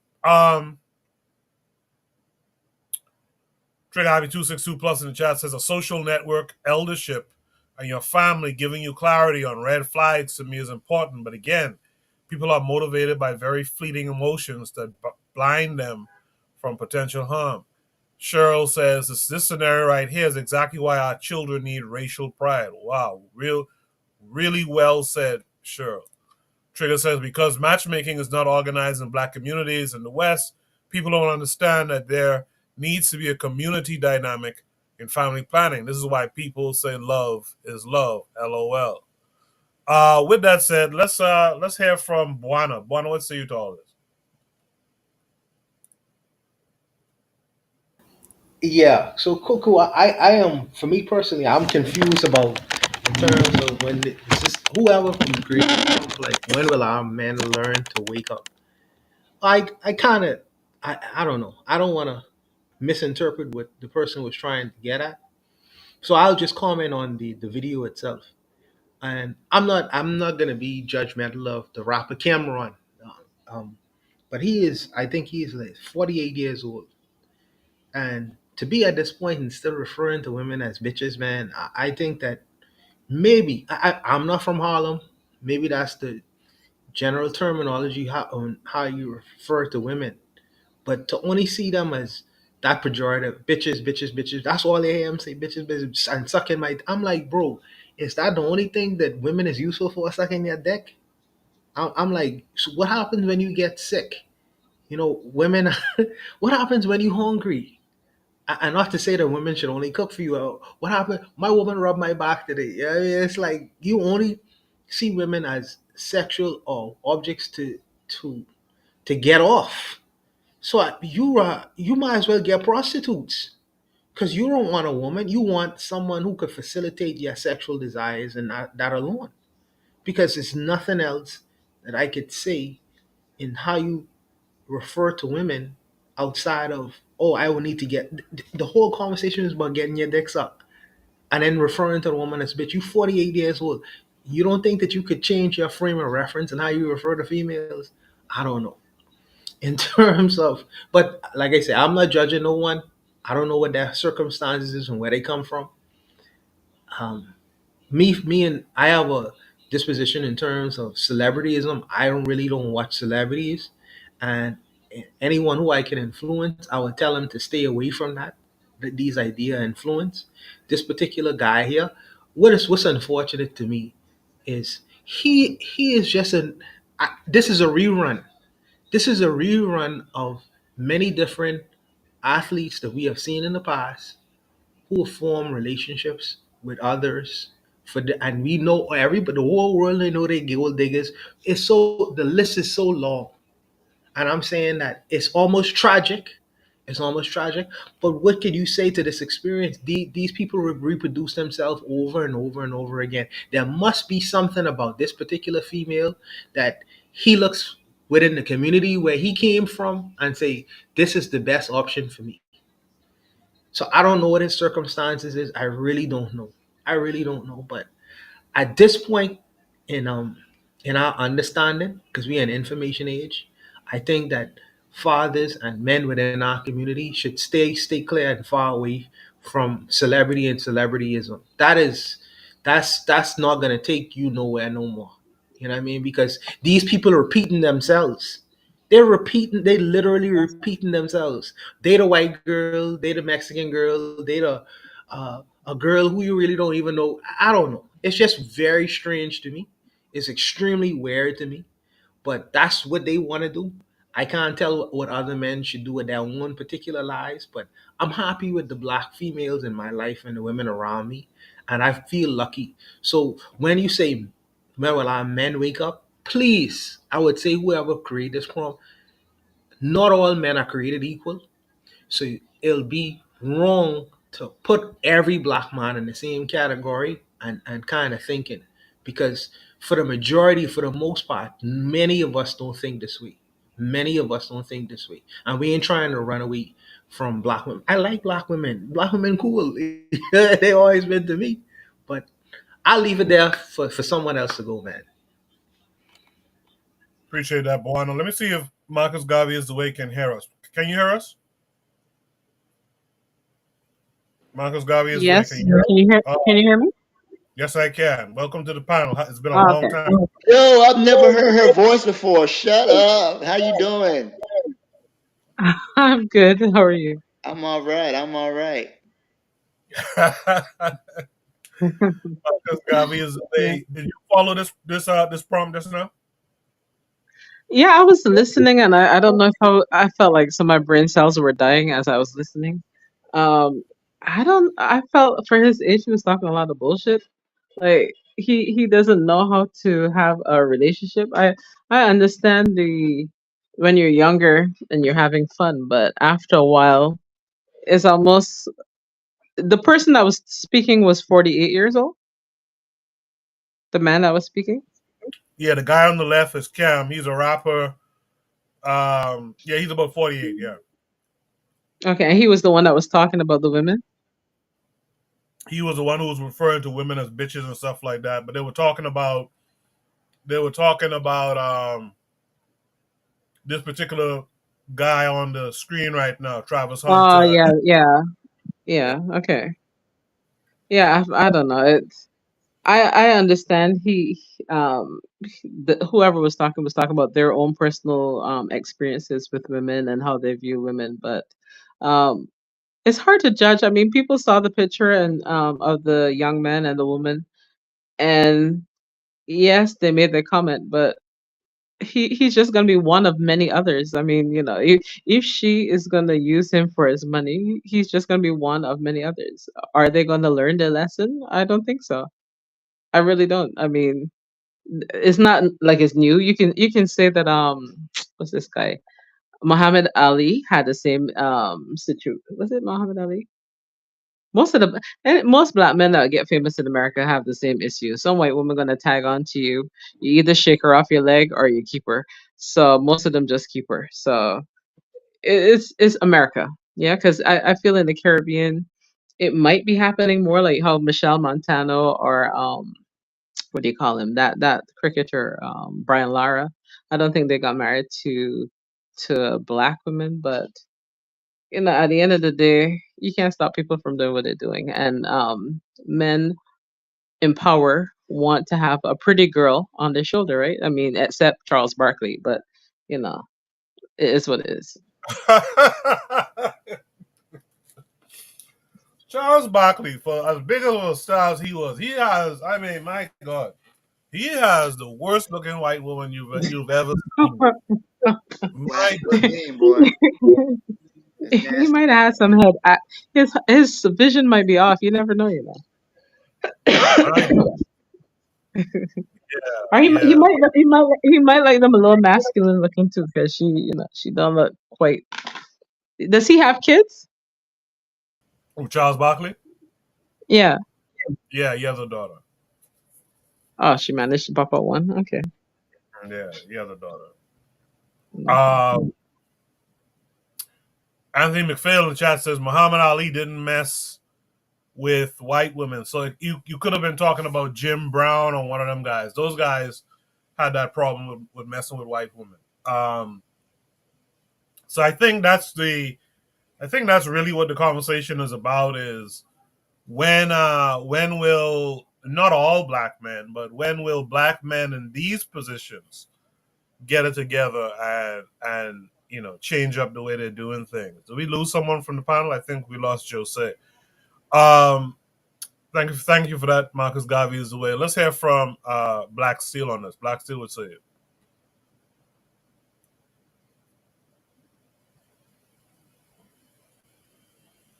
Black Steel, you're muted if you're talking. My bad. Is that better? Yes, sir. All right.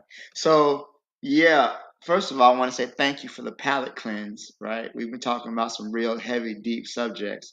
So every now and then a little lighter subject is appreciated. Um, I think that the issue, as far as the question is, um, when will black men learn? I don't think it's about race at all, because the young lady, again, she's black. She's a black parent, black and Mexican, of course. In the United States, if you got one black parent, you're black, right? But I think the issue is rather the fact that she said that he wasn't her type initially, right? I think that is the sticking point. And just I'm not gonna focus on Cam's language, but I do think the fact that when he met the young lady, she wasn't really interested in him. She had to be persuaded. And I guess to me, I would say, who wants to be anybody's second choice, right? Who wants to be the person that she like, it's almost like she found out that you were an athlete and you had potential, and she was like, oh well, maybe I'll be with him now. But your initial meeting, she really couldn't be bothered. To me, that in itself is kind of offensive, right? Like, why did you change your mind? And it could be, hey, I got to know him, you know maybe his personality won me over. But it seems like through her and the way she's behaving, like she's not really feeling the young brother. It feels like she's just along for the ride, because you hit your wagon to a star. She sees he's an upcoming star. He won the Heisman Trophy. Um, yeah, and now because of that, she just reevaluated her whole thing. Plus the fact that she would go to parties and make him sit outside and he would wait for her. Like, it's not really giving, as the kids say, it's not giving the fact that she's really into the young man. It seems like she's really into what he can do and what he can do for her. But I don't think, and I think that's like when we're going to learn, like when are you going to learn to spot certain behaviors and attitudes and patterns? And the concern is that he's a young athlete. She's going to hitch herself to him, have a couple babies by him, and then she's going to hit the eject button and live out her life, um, living off his hard work. So people are concerned because they see this young man and they don't want to see him go through it the way so many other athletes have. To me, the comment about not being someone's first choice, that kind of makes me feel some type of way. It does. Because who do you who is your choice, right? What is the type of man that you go for? Um and if I'm not your type, why are you with me? Why are you dealing with me? Now I see her up in the advertisements or whatnot. I've never seen a basketball player or a football player's girlfriend in a Nike commercial with them. I've never seen that in my life. So it seems like she's trying to get a little bit of the fame also. Um, yeah, that's just my issue with this, is that she initially wasn't attracted. Now all of a sudden she attracted. What changed? He didn't change. He's the same person he's always been. So I don't know how into you she really is. And a lot of times as men, we don't always recognize the signs, right? We don't. She could. Many people feel that statement from her about not liking him like that is a red flag. I personally, think it's a red flag. Um, and she's not into you except for what you can bring to the relationship, be it your money. And when you lose your money, she's gonna be gone just as fast. So, yeah, I'll leave it there. Thanks, Kofi. I appreciate that, Black Steel. Yeah, Cheryl says something interesting. Uh, First, she says she wasn't attracted to him. Look at his African features, right? But she will put up with him because of money. But earlier, she said something else that I thought was interesting. She said, it's giving white woman behavior. And, Jose in the chat, Jose's phone died. He'll be back. Jose in the chat asked a question, why is she not considered black? I would say she is. I'm sorry. If you heard that, I said she is considered black. Yeah, that's interesting. See, I was under the mistaken thing. I thought she was white because a lot of her behavior is like white woman behavior type stuff. So it's a very interesting thing. So I guess the argument is not about her being a white woman, clearly, because she's half black, half Mexican. She does have some white behaviors, but it's about this red flag of, well, I wasn't interested in you, but then I learned about you, and now I'm interested in you. That's a red flag situation. So with that framing of it, would anyone with Buana or Marcus Garvey's way want to comment on the situation with that particular framing now? I'm gonna tell you something, and it may not be received well. But when it comes to these athletes and this money, all women have the potential to be white women. They're all gonna behave as well. I don't think it's a white thing or not. I think it's all women have the potential to be quote unquote white women when it comes down to these type of athletes and getting to the bag.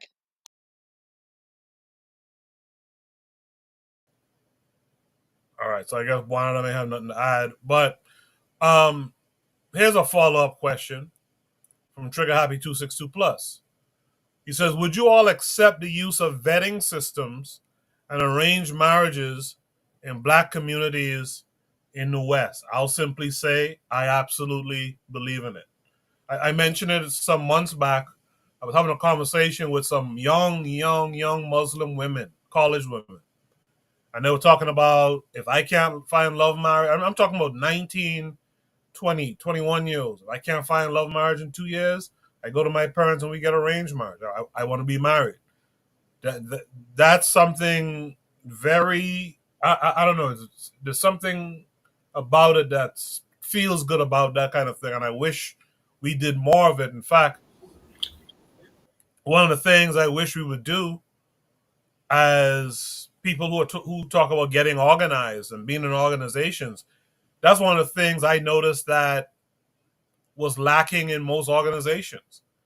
You would find young men and young women in organizations, but when you look at who they're dating someone outside of the organization who's not even into what they're into in terms of the organization.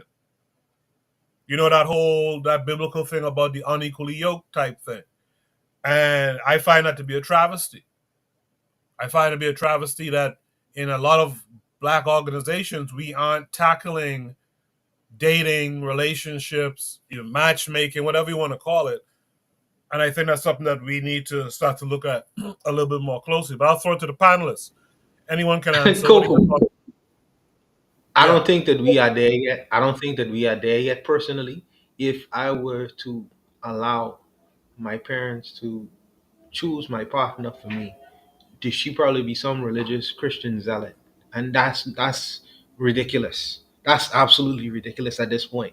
And I would probably only take advantage of her in her niceness and her beliefs in the world. I don't think that would be wise. I think that if we was in our right minds, maybe, but not at this point. I don't think that that would be a good idea. So when is a good time? I mean, shouldn't we be working towards these things now? Coco, are you going to tell your people am I in here in the mines either? But if they was here, how would I change a 78, seven? Oh no, let me say that. 50 years old. Let's say my mother was 50. in her religious indoctrinations, and she wanted to find a good life partner or wife for me.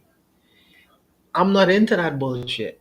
So how do you how do you allow the decision making up to the adults in that So, scenario?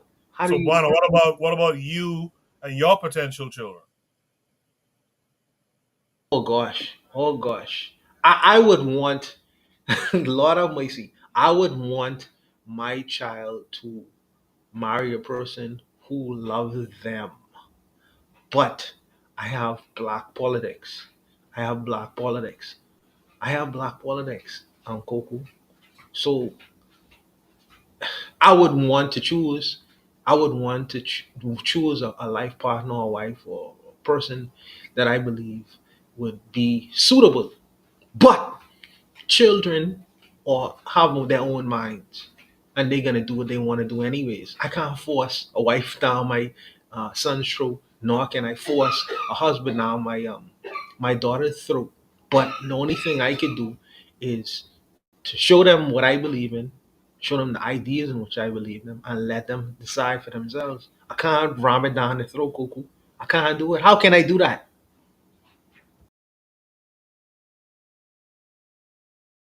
Well, I don't know what the Ramadan your throat thing is, but I think that I think that if we're talking about being organized and being in organizations and having an ideology, I don't think you have to force anything down anyone's throat. Once you've had once you've set up the foundation on this ideology, like you said, you use the term political or politics. But if you have this ideology, I don't think it's ramming it down your throat. I think it's something that and it's not just about individuals too, by the way.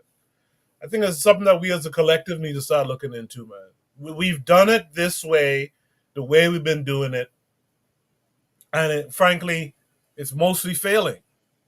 I think it comes to a point where we got to get this thing in order, and we got to be deliberate about what we want from our future starting now.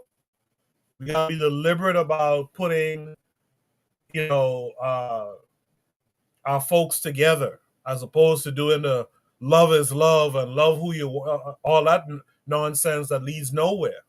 You know what I mean? I just think it's something that at some point you gotta set your feet in the soil and you gotta do it. You know, Marcus Garvey is doing. Do you have any thoughts on that?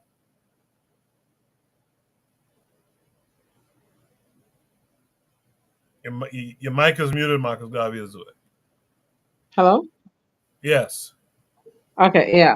Um, yeah, I think it's a concept that makes sense. I recently heard something on YouTube that said that the idea of dating is only since the 1980, like not 1980s, like 1890 something, like the dating that we have now is more of a newer concept in human history because before everything was arranged. Even, in the early 1800s, mid 1800s, like the rich would marry families into each other, and it was never for love. Um, People married into certain families because they knew one another.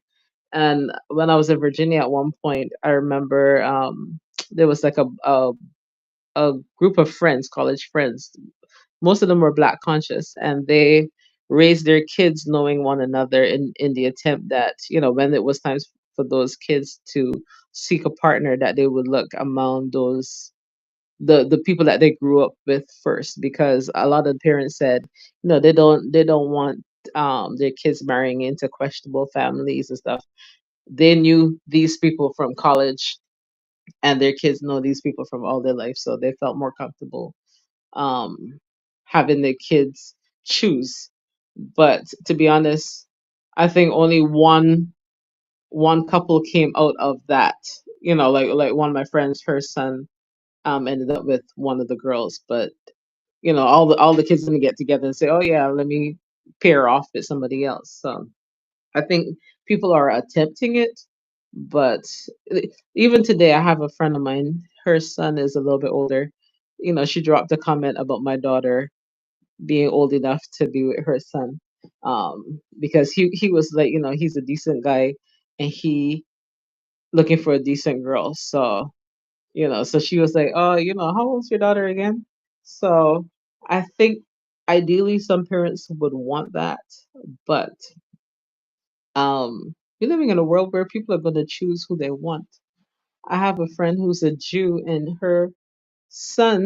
both her sons, end up being with Muslim Pakistanis, actually two sisters.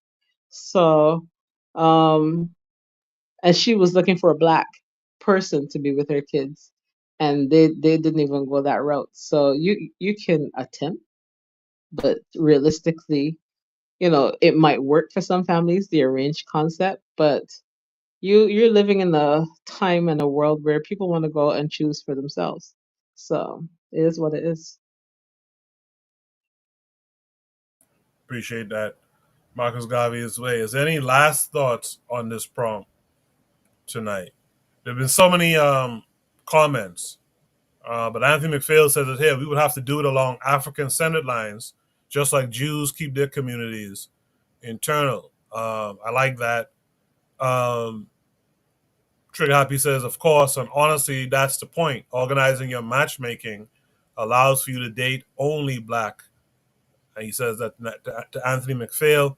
Last comment I'll read, he said, Trigger says, black people will cry when other groups of people don't date them, but when they are organizing their marriage, they already cut you off the list. So good commentary from the chat. Well done stuff. Let's move to Shoot the Breeze topic number 4 tonight, though. Shoot the Breeze topic number 4 says, what would you be doing in a unified Africa? This takes us to Twitter and a post. What would you be doing in a unified Africa? Hold on a second. I hate when that happens. Give me a second. Share my screen again. Let's take us to a post from Ace on Twitter. It says, if Marcus Garvey's ultimate goal was accomplished long ago, I'd imagine I'd be serving the United African military right now, owning a lot of land on a farm after retiring. Got one response that said from Rafik that says so real. So this is a interesting post. I thought there was more to it, but it's interesting in that. Sorry, I guess I didn't share the screen properly. But there it is on the screen from Ace. If Marcus Garvey's ultimate goal was accomplished long ago, I'd imagine I'd be serving the United African military right now, owning a lot of land and a farm after retiring. Right? So I guess it's like a thought thing. What would you be doing in a United Africa? Cheryl in the chat says, good question. She said that she'd be learning more African languages. So let's just go through it, I guess, kind of casually. Let's start with Marcus Garvey is the way. What would you be doing in a unified Africa? Well, I think ideally you would think that you would be successful, but we must remember that some people were village idiots as well. So everybody thinks they're going to be successful if they were to go to Africa when they're not even successful in the world they're in. And at this point, and sometimes it's not for race, it's just personal ability. But for myself, I think I would enjoy being in a small hut, in a small village, carrying some water on my head with about 12 kids, dancing to some drums. Shoot. I appreciate that. Marcus Garvey, were you done with your response? I didn't mean to cut you off. Oh no, yeah, I was. Okay.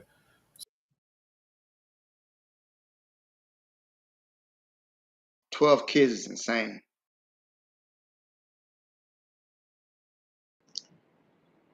"12 kids is 12 more Africans on the planet." Shoot.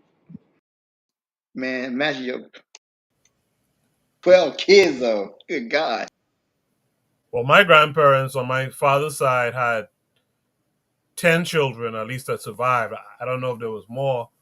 And on my mother's side, my grandmother had 17 children. So it wasn't People unheard had of. people had big families back then because of the high mortality rate. Yeah.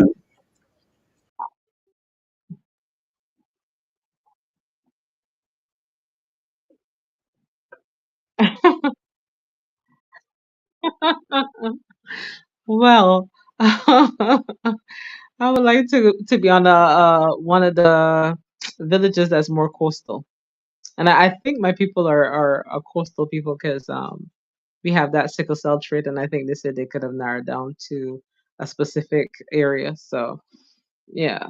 And to be honest, if you have 12 kids, we're saying, "Oh my God, 12 kids is horrible." No, but that's thinking Western. I don't even think the mortality rate was for Africans. I think that mortality rate I think was more for Europeans. People had children as wealth in other parts of the world. It wasn't for mortality.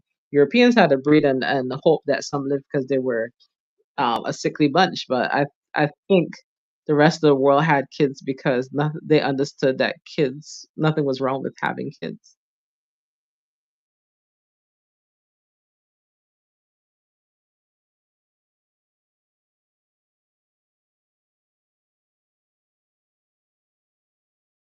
Exactly. Exactly.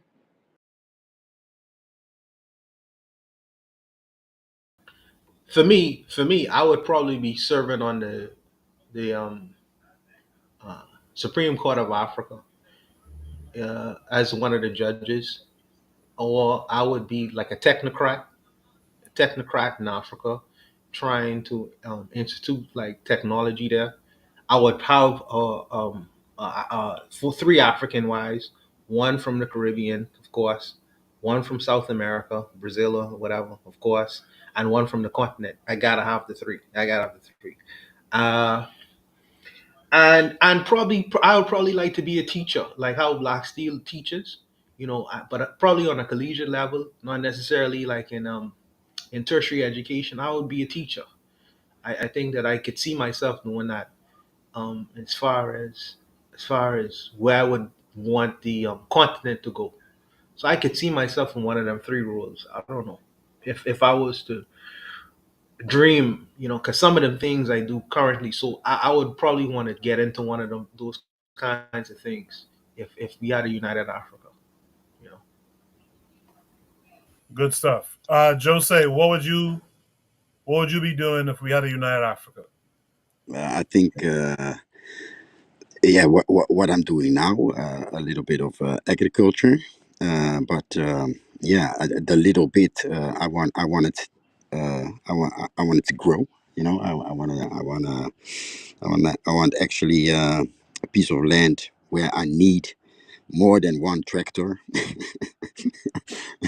and and yes, sharing experience, sharing knowledge. Um, y- y- uh, I've been on it, but it didn't quite work out. So I've recently rebooted.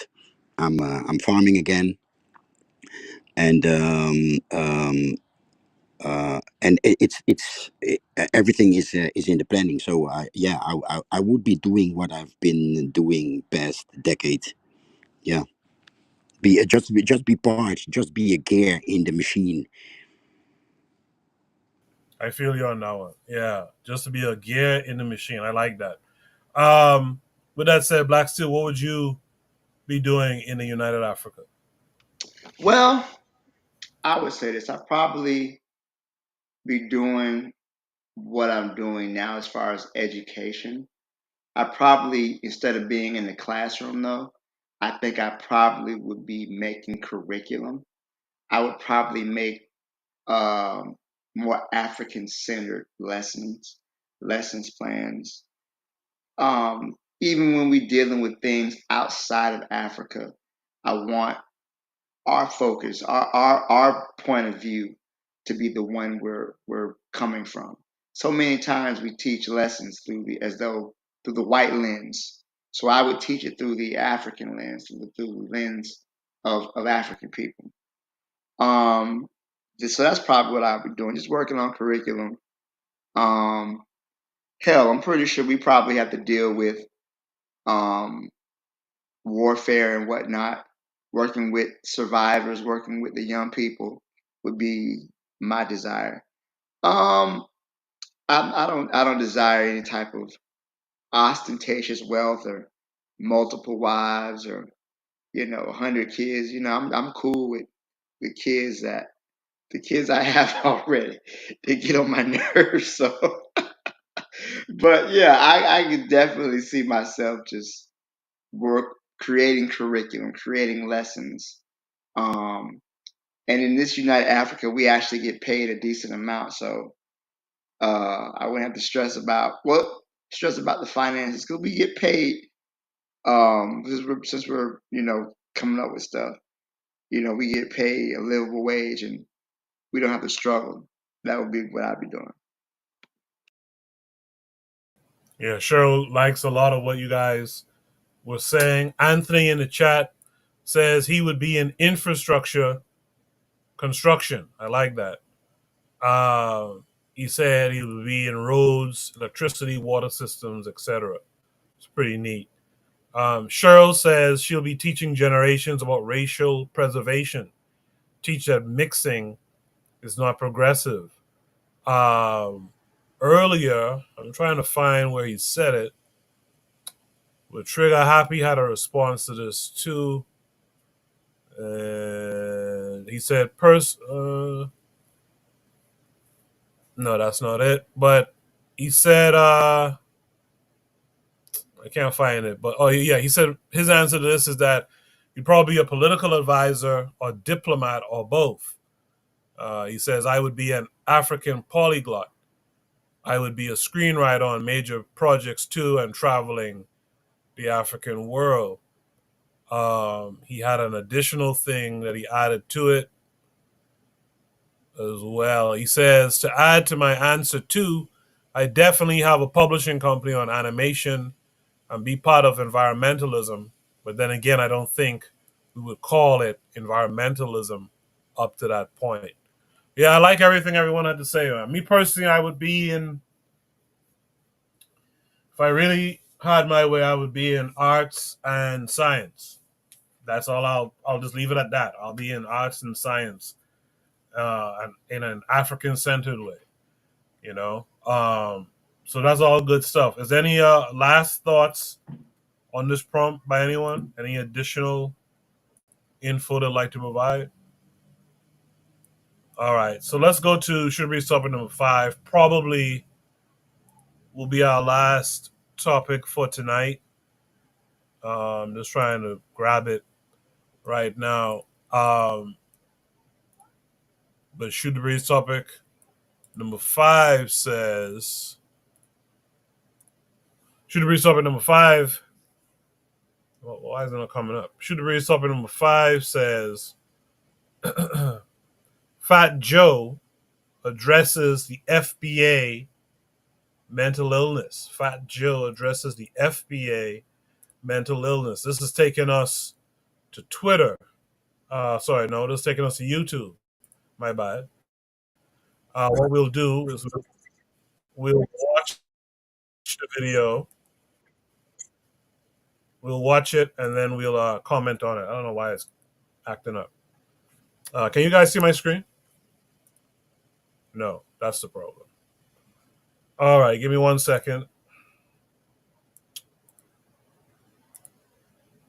All right, so here we go.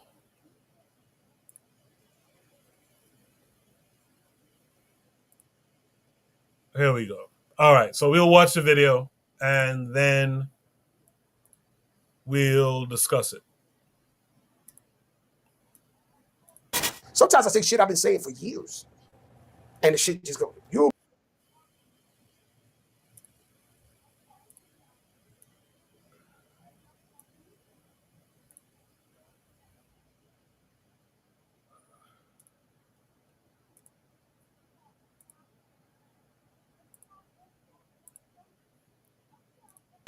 Sometimes I say shit I've been saying for years, and the shit just go, You believe Fat Joe said hip hop was Puerto Rican and black? Whoa!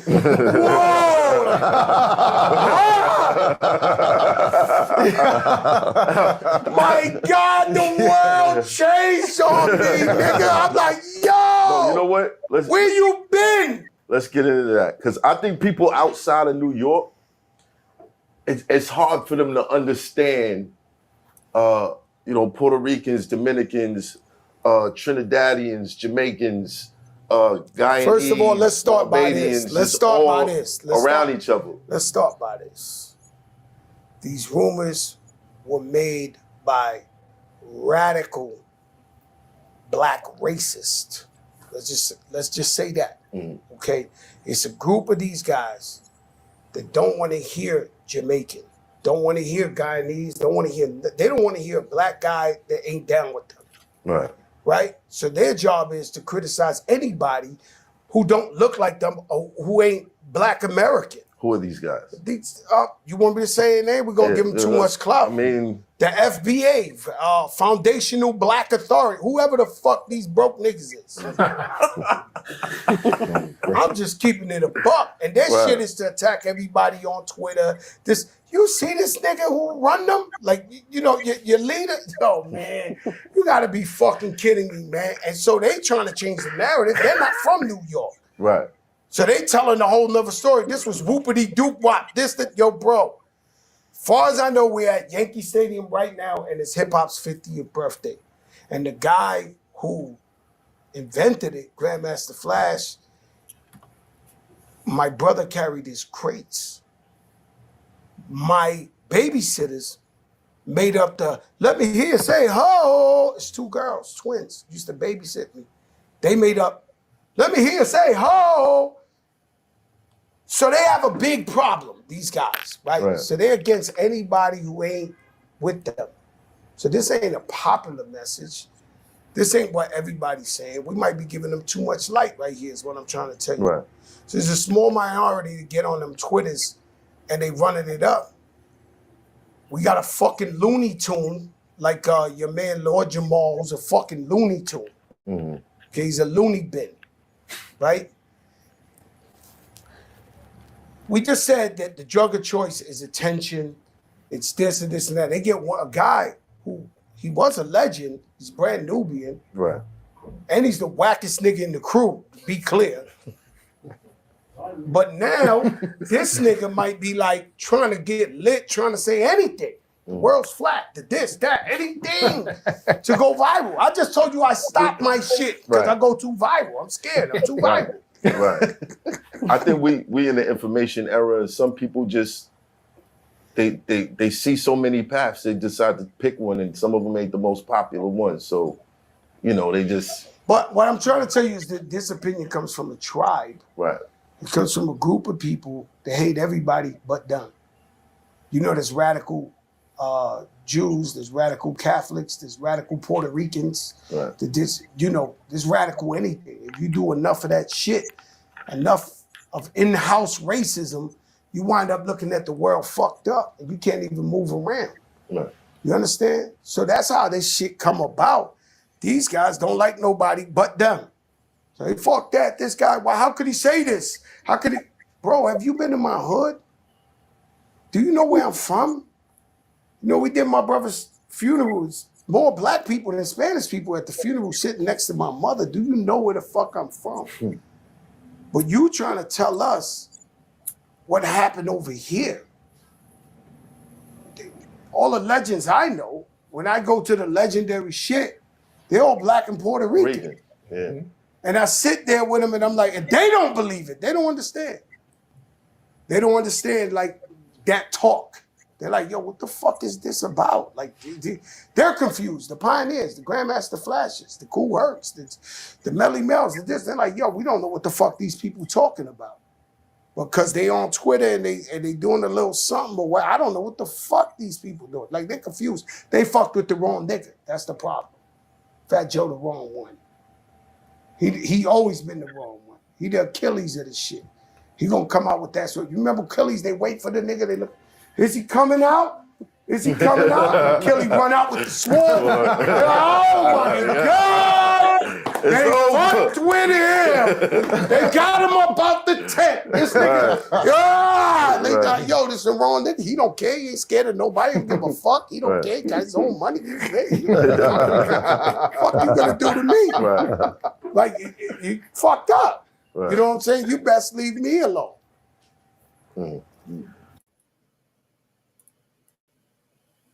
I sometimes wonder if when Fat Joe and them and others who says that Puerto Ricans were involved in the creation of hip hop, I wonder if they're talking about more African Puerto Ricans, because we ignore that a lot. We ignore that there's a set of Puerto Ricans who are just African in phenotype. And I could very well see African phenotype Puerto Rican just being a part of the group of black folks who was creating this art form. I always remember Spike Lee film where he shows the Puerto Ricans on the stoop playing their music, and Radio Raheem comes through with his boombox and cranks up the music and outplays them, and it clearly shows that they weren't down with hip hop. They was listening to their suavemente shit, and they weren't really checking for no hip hop. And I always remember that, and I believe Spike Lee would be a good candidate to remember that type of thing back in the day when hip hop was beginning. So I always wonder that. Cheryl says he didn't say that though. See, that's the thing. I don't know if him and most of those folks are even thinking along those lines of, it was Afro Puerto Ricans, right? I think they might be just saying it was just Puerto Ricans. You know what I mean? Levels of consciousness and such. But it's an interesting conversation to be had. Fat Joe addresses the FBA mental illness. Joe said, what say you to what you just heard? I'm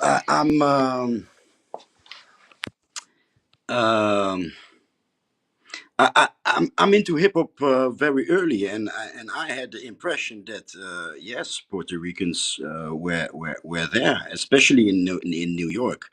I was an early fan of Schoolie D, and that's Philly. I don't know about the demographics in the United States, but from the outside, from here, from an early hip hop fan,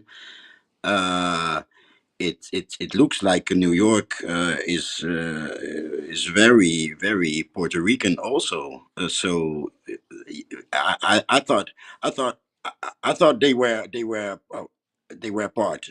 As you called me in, I was typing Rocksteady Crew. So yeah, I don't know, man. These old movies, breakdance or Beat Street. I mean Beat Street, not breakdance. Breakdance was kind of, if you look back, it was very gay. But anyway, Beat Street, yeah, you see, it's mixed. It's Puerto Rican. The graffiti artists. So in graffiti, you also had these names like Lee and other very early Puerto Ricans involved in hip hop culture. Full stop. Breakdance, graffiti, and music. Let me say music because I'm looking for vocalists in my memory, and I don't remember them so much. But yeah, at least graffiti, breakdance, and and yeah, the the the way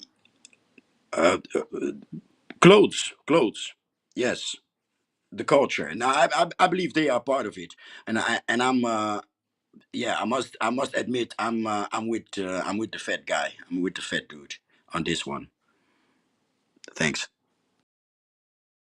Interesting. Very interesting, Joe. So you with Fat Joe on this one. Okay. I don't have a problem with that. Marcus Garvey is the way. What are your thoughts here? Hi, you can hear me? Yes, yes. Hmm. Okay, hi. Um, my first thing was, I was wondering why in our lifetime no one remembers who started hip hop. It's not like it was two lifetimes ago, two generations ago. I suspect it was within this generation. And even with stuff being recorded and stuff, why no one knows the origin is kind of weird. Like, if this is happening within our lifetime, then I gotta cite a lot of things that happened before, in terms of history and origin, because I'm assuming hip hop was in what, the 70s, 80s, 90s. When did it originate? 73. Okay, so that was like 5 years before I was born. Um, you tell me all the stuff being recorded, nobody can figure out who started it. Like, what is the issue? And in terms of FBA, I'm just happy I haven't been in America for the last few months as often, in terms of the drama, because I can't believe that nonsense is still going on. And Tariq is gonna have his followers like everybody else. I mean, even excuse me, even if Jim Jones had followers, of course Tariq will have followers. It's very easy to hate. It's very easy to not think. It's very easy to divide. So if they want to start a riff on how hip hop started, I just can't understand. If people were recording music, why is it so hard to find the origin? Like, where was the first record? Who was the first singers? I mean, it can't be that hard. There were movies coming out in the 30s and 40s recorded. Why is it so hard to find out who started hip hop? Is it because it started in the streets? But there's always people recording stuff in the streets. So even back in those days, 73 is not that long ago. I mean, we are not geriatric. We are not that old. Stuff was being recorded at that time. Why is it so hard to find the origin? That's all.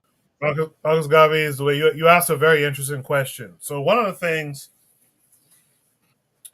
that I find perplexing, and Fat Joe touches on it a little bit, folks who are outside of New York City at the time, folks who were not in the Bronx, are folks who are now telling you who was and who wasn't involved in the creation of the art form.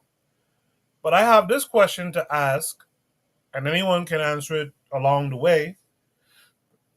How is it that when I was a kid in the 80s, mid to late 80s, and hearing hip hop,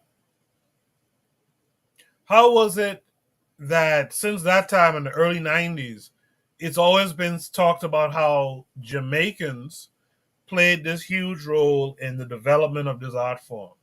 And no one said anything contrary to that. It's only now, in the last couple of years, when we have what's it called, delineation movements, where now all of a sudden Jamaicans weren't involved. Cool Herc wasn't involved. It wasn't him. Dudes was doing hip hop in the 30s and all. Like, how is it that now this has come about? And I've been around. Not quite when hip hop started. I was born a few years after, but I've been around like the whole time, and I've always heard about the Jamaican presence in hip hop. And now all of a sudden, that's not true. In the chat, we have Razuliism, Haitian brother, just like me, but he's a hip hop head.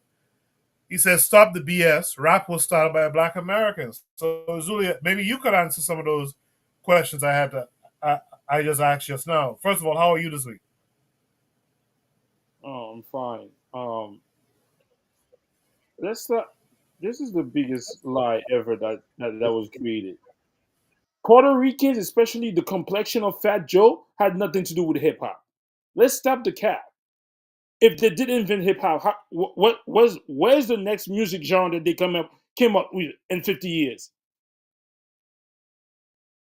So if they invented hip hop or they invented the break dance, where's the dance that they invented after hip hop? That first of all, people think New Yorkers, the Bronx invented hip hop. A lot of the people who invented hip hop came from down south. I watched something called that was DJ Mario. He was from down south. He started the DJing shit. He started the big boombox. The big boombox that they say came from Jamaica is not true. Black Americans was doing it way before the Jamaicans. And you could tell there's a documentary where they asked the pioneers of Jamaica who invented, where they got those big box, boom box and DJing outside. They got it from America. You ask the Jamaicans how did they come out with reggae music? You know what they said? We were trying to imitate the blues. If you look at Jamaican artists, they were always remaking Black American music. So all of a sudden, it changed. Yo, and this is the problem with black people. Yo, we don't want to be truthful. Busta Rhymes lied. Fat Joe's definitely lying. So if the Puerto Ricans invented hip hop, what the top 10 rappers, are there any Puerto Rican in there? Where they at? At least Jamaica could say Biggie is in one of them. So let's DJ. We bring out, you say Cool Herc or whatever did what he did. There were other DJs that were doing it before him. Even then, let's give Cool Herc the benefit of the doubt. He was not remixing Jamaican album. He was not cutting the breaks with Jamaican. He was doing it with Black American albums. Where are the music from Jamaica that Cool Herc sampled? I'm waiting. Let's stop all the cap. It's okay. Yes, Jamaica had an influence. The Jamaicans had an influence because this Jamaican artists partake in there. Yes, we could say that some Puerto Ricans had to do with it. But let's stop the cap, bro. They want to say, oh, Puerto Ricans invited break it. Really? So show me the other dance that they came up with after, since they were a part of it. We could go and look at history of hip hop, how many different dances that came after breakdance that black people invented. So Fat Joe coming in here and talking about and that's the problem. Now he's saying that now the FBA are gonna be like, are gonna go more back at him because he's a liar. And I could even say salsa got its influence from Black Americans. Salsa that the Puerto Ricans want to cry. No, it was not even them that invented that shit. So for some people to say, I'm with Fat Joe. Fat Joe's a liar, and he's gonna pay for that, just like Busta Rhymes paid for that for all these lies. And I'm not American, and I'm Haitian, so I should say, okay, Haitian had a hand in hip hop too, because if we go back, we might find some Haitians that were part of hip hop. But you know what? That whole culture did not come from Haiti. So I should say Wyclef was a big. So 40 years from now, I should go and say Wyclef was a big part of inventing hip hop. Jamaicans, yes, they had a big influence.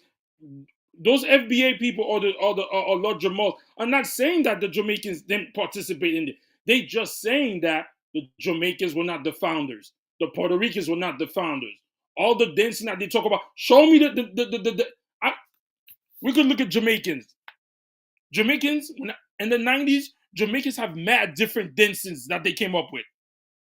From the bogo, from what other, I forget their name, other dances that black people has been inventing year after year after year. Show me since Jose want to talk about break dancing and graffiti, show me what the Puerto Ricans invented after the break dance.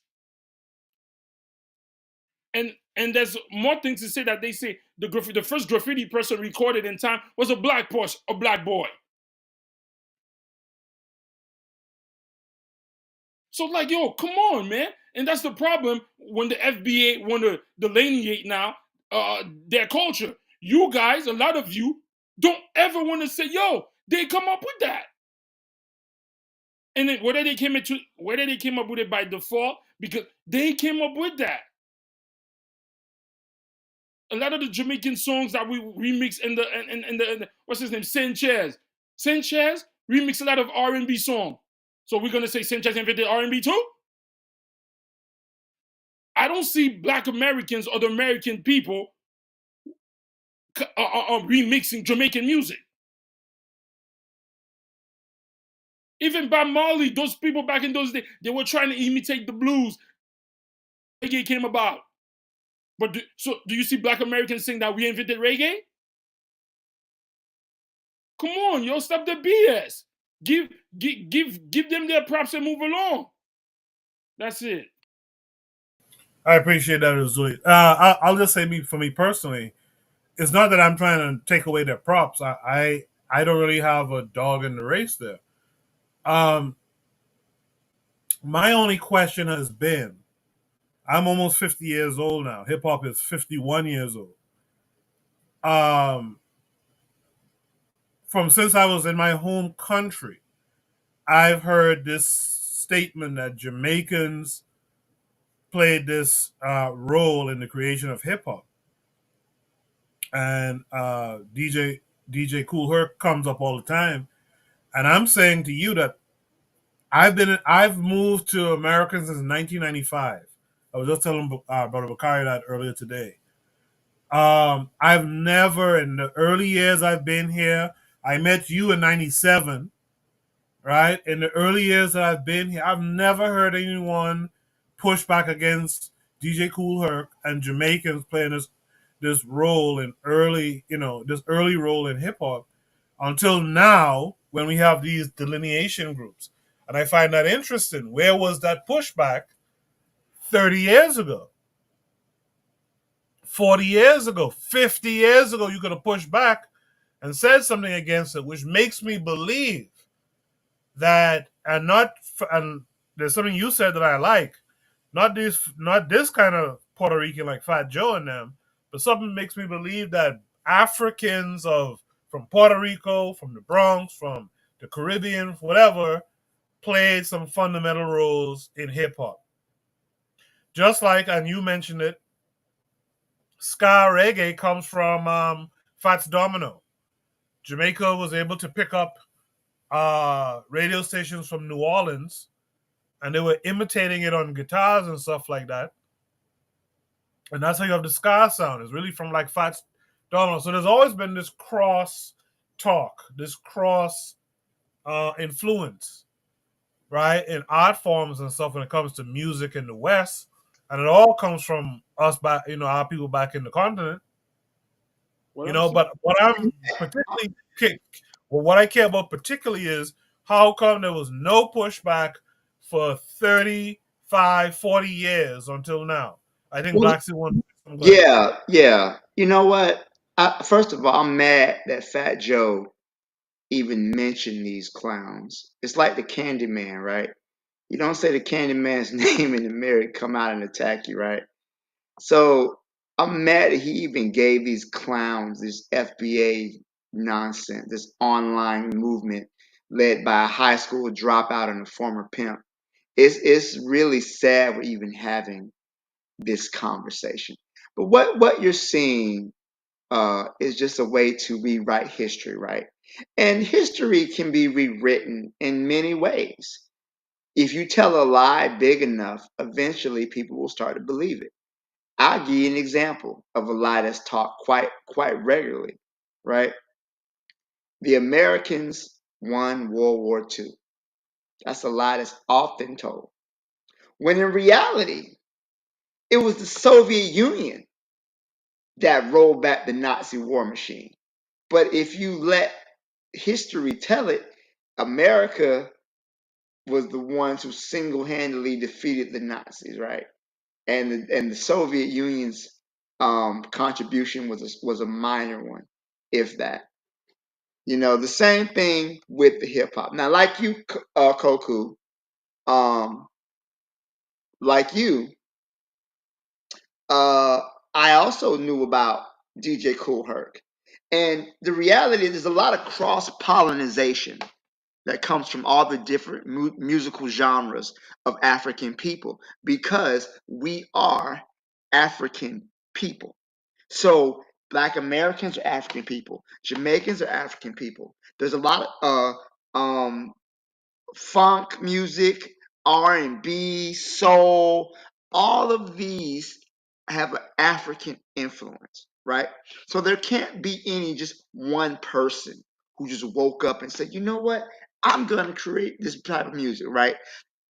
All these different musical genres pull and they take from and they borrow different things from other genres of music created by African people, right? So DJ Kool Herc, he was the one he's a Jamaican DJ.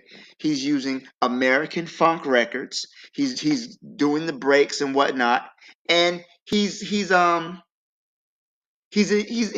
taking bits and pieces from a little bit of ingredients from this, a little bit of ingredients from this.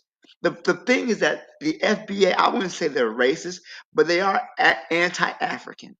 They really hold on to this idea that there's some pure Black American race. And I got some bad news for them. All right. African people all across especially in the United States, they were bought and sold like cattle. They were driven from place to place to pick crops that were necessary. You might have some Black people in Carolina picking rice. You might have some Black people in Virginia picking cotton. You might have them down, and then you might say, for example, you're a planter who's French. You might take your slaves to New Orleans. You might bring them down to Saint Domingue to cut sugar cane. So there's a lot of mixture, right, between Black people in the Caribbean, Black people in Latin America, Black people in the United States. We were all jumbled up and mixed together. So this idea that there's a unique Black American race that only came into existence once Black Americans, and that no other people, no other Africans had any type of influence, is just complete ahistorical nonsense. There was a time when African slaves in America, if they were rebellious, they were sent to Barbados as punishment. Okay? These white people, it's so crazy. This is what happened when you listen to a high school dropout like Tariq Nasheed, because he's stupid as hell. I'm mad we're even sit up here and even having this discussion. All right. There's plenty of cross-pollination, all right, from different African cultures, right? If you're taking so we can acknowledge Black American influence in rock and roll and hip hop and funk and soul and R&B and all of that stuff. And it's so good because we all come from the same place, and that's Africa. That's where our ancestors come from. So to me, it's good that we can have acknowledgement that, hey, we heard some music from you guys, we like it. We hear some music from you guys, you like it. And the thing that kills me about this conversation, right? We're so focused on who originated hip hop. At the end of the day, who cares? Because at the end of the day, the Jews got it now. So whether it was Black Americans or Jamaicans or other other influences, right? It doesn't really matter because we don't have control over it anymore. We might have originated, but we lost it. We don't have any control over that. People, I don't know who's this. Reggae comes from Jamaica. Do you not realize that reggae artists were listening to Black American music, and that's what helped influence reggae? Like, what are we talking about here? We're so focused on these individual islands, right? That we don't realize that our origin, it all comes from the same place. It's Africa. So these musical traditions that became soca in Trinidad, reggae in Jamaica, hip hop in America, the original musical traditions come from Africa. That is the source. And once it left Africa, brought here through the slave trade, it manifested itself in different forms. But the root of the tree is still from Africa. And it's really crazy to me how we let this clown come on here and sow discord. In reality, it's a psyop. He this man flip flops and goes back and forth. First, he's wearing dashikis, he's going to Africa. Then he's talking stuff about Africans. Then he's there. We're really indigenous people. Like, what are we doing here? What are we doing? I'm done. Thanks. Appreciate that, Black Steel. I just want to say a shout out to American Soul. I don't know if I shouted you out earlier. If I didn't, I apologize. But American Soul says, dude, he says this to Black Steel, you're off topic and sound pseudo. There's no African in hip hop, no language. The thing about the African influence is that it's not the language that's the influence. It's the drums that's the influence. He's literally dumb as fuck. I don't know who this guy is. It's the drums that's the influence. It's when you look at when you study African music, you study polyrhythms in drums and in the music overall, and that's what happens in hip hop. Hip hop music is because of the drum. That's the real connection. The other connection is because of the chanting. So earlier, I think American Soul was the one who said something like, "Show me someone who was rapping in patois, in Jamaican patois."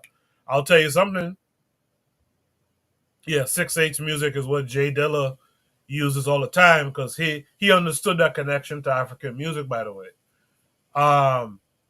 But real talk, Jamaicans had that hip hop shit, that rapping stuff. We call it chatting, but Jamaicans had that long ago. Yeah, people call it toasting as well. Jose, they had that long ago, long time ago. And as a matter of fact, it's a part of that call and response, like Anthony McPhail just said. But as a matter of fact, I remember being small, and we kind of hated that about Jamaican music because it was like, dude, can you stop talking over the beat? Like, let's open up the beat. Let's open up the music. You know what I mean? But yeah, that's been going on, and I'm not saying this to wrestle a Black American music away from Black Americans. No, what I'm trying to say is that we all influence one another. And my only thing with Fat Joe is I don't think hip hop comes out of Puerto Rico. Now, if you want to say there was some Afro Puerto Ricans involved early on, I would say, okay, cool. I can see that. I can see some black fellows who you had no clue was Puerto Rican. I could see them being involved, but to say it came out of Puerto Rico in any way, I would say that's bullshit. So this is not about wrestling it away from African Americans. As Black Steel said, the real problem is you have to talk about who has wrestled it away from African Americans. Who's making the money off of it, right? But as far as origins go, I'm sure it was a mix of Black folks, Americanized Caribbean folks, African folks, and Black Americans, period. American Soul is telling me to stop it. I will not stop it because I know what I'm telling you. This dude's a troll, man. Block him, man. Get him out of here. He's a troll. God damn. No, we shouldn't block him because I have That's your cousin or something? He sounds like you.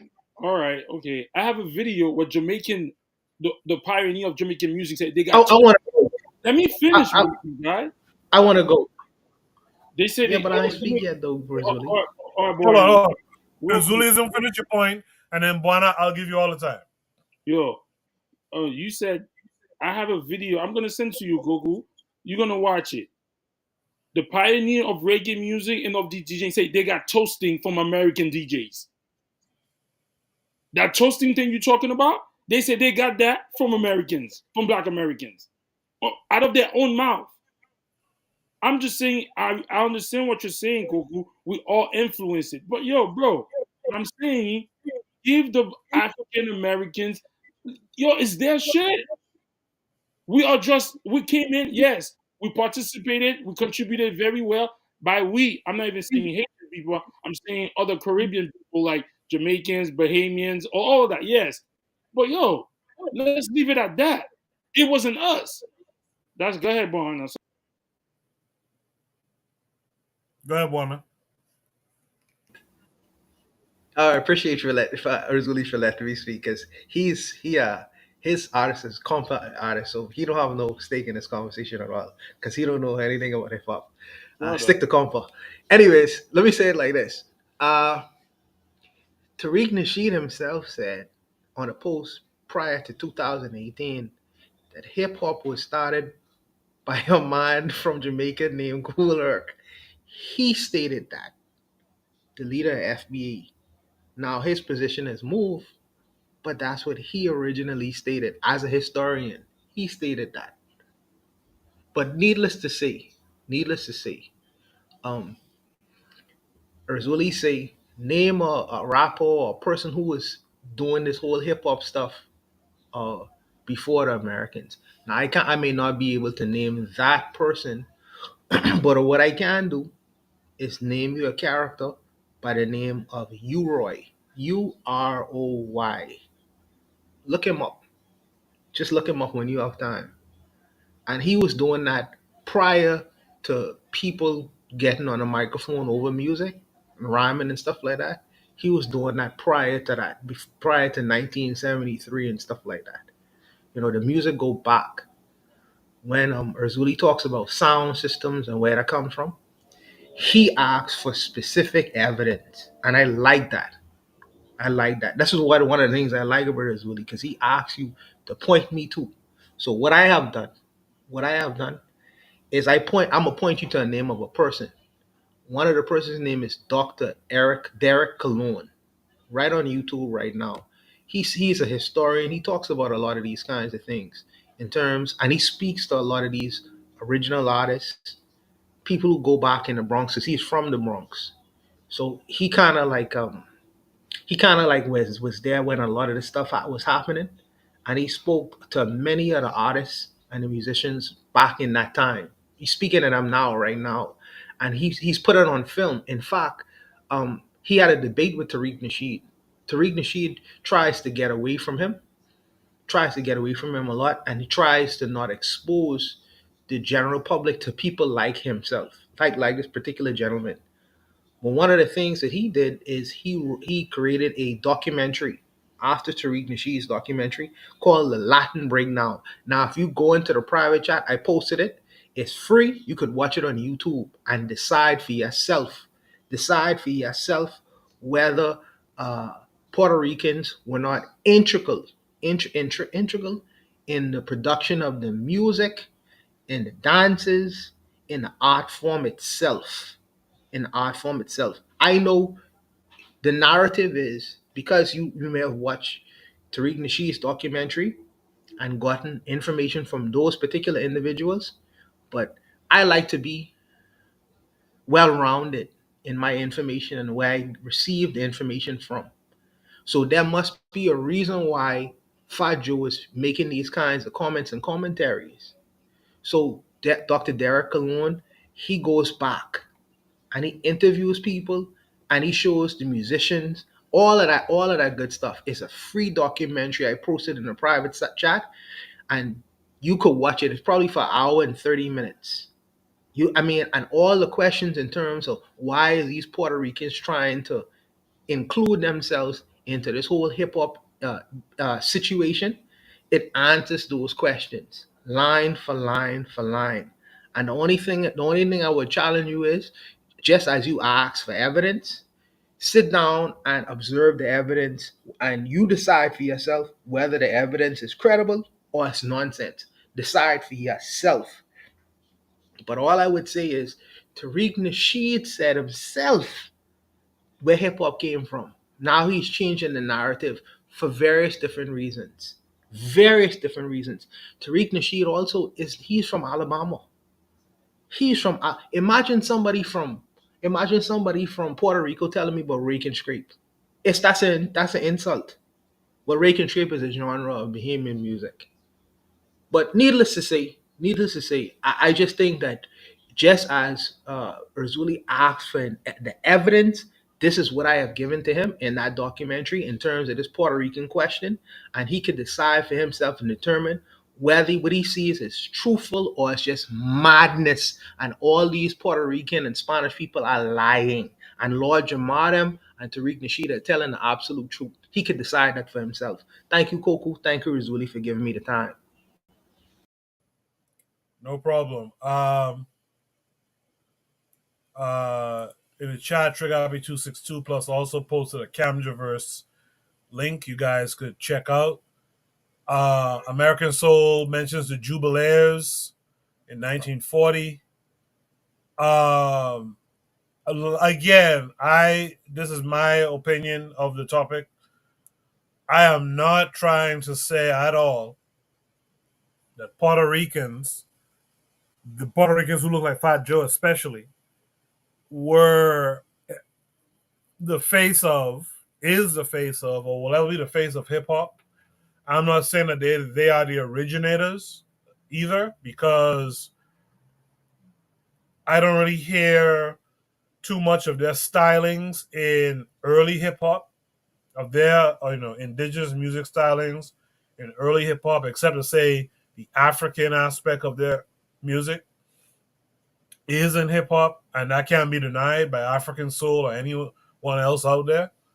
But what no one has answered the question to yet is, how come for 45 of the 51 years of hip hop, it's been understood that a Jamaican guy is the originator of hip hop, right? Or at least one of the 5 elements of hip hop. Like, that was never argued before. And I'm saying in 1974, some people should have been arguing that point. Whenever that narrative started off, some people should have been arguing and pushing back against it. I'm asking Azuli and American Soul and others to tell me, why was that not pushed back against for all these years? In fact, I'll give Azuli a chance to respond to that here. Azuli, what say you? Because first of all, I grew up in Brooklyn too. I've never heard where they say Jamaican invented hip hop. I've heard they say they took part of it. I've never heard that. And number two, maybe during that time why it was never brought up is because it didn't it it didn't make it didn't come out like, I think the people acknowledged that Jamaican people took part of hip hop. They weren't saying out loud that they created hip hop. I never heard Busta Rhymes say that until recently. Not only did Busta Rhymes was disrespectful, he said that Black American don't have culture. So I've never heard, as I was growing up in Brooklyn, I never heard that they said Jamaican started hip hop.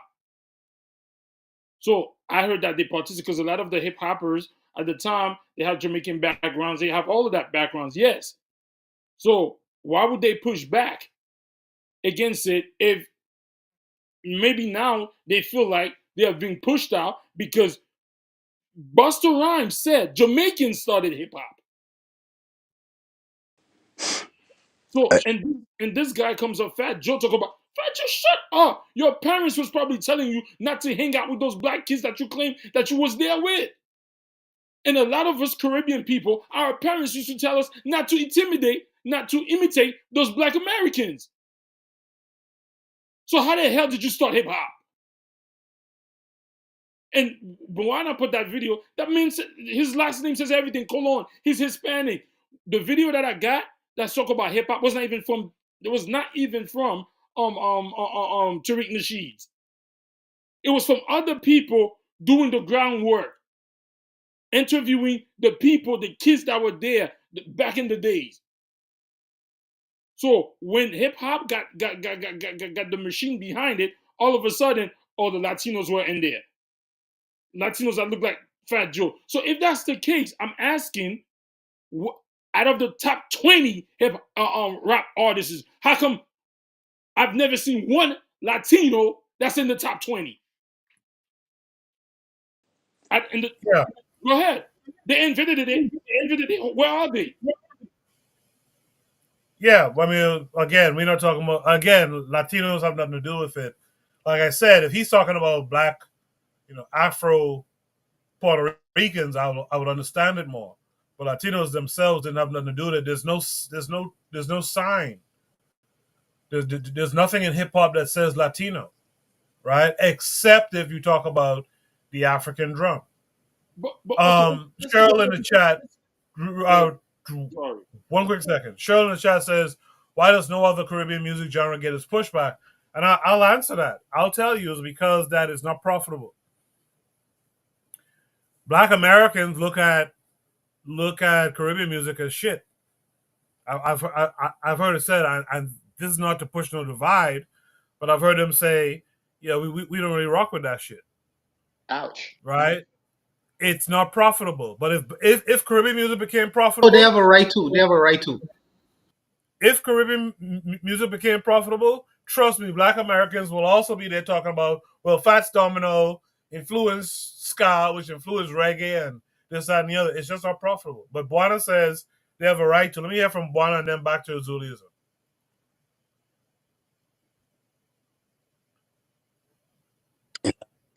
Right to like or hate whatever music that they want to. Music is subjective. They don't have to like Caribbean music. The Caribbean artists, not you know what our largest audiences are? It's in Europe and Africa and the Caribbean. They the reggae has not what is crossed over into black music. Black music have their own type of genre of music and what they like to listen to, and it's very fine that they don't have to like Caribbean. I like Caribbean music and I can listen to it all day. Whereas some Black Americans, I hate this all in thing. Because, Black Steve was just telling me he was listening to Buju Banton the other day. And the hell what I talking about?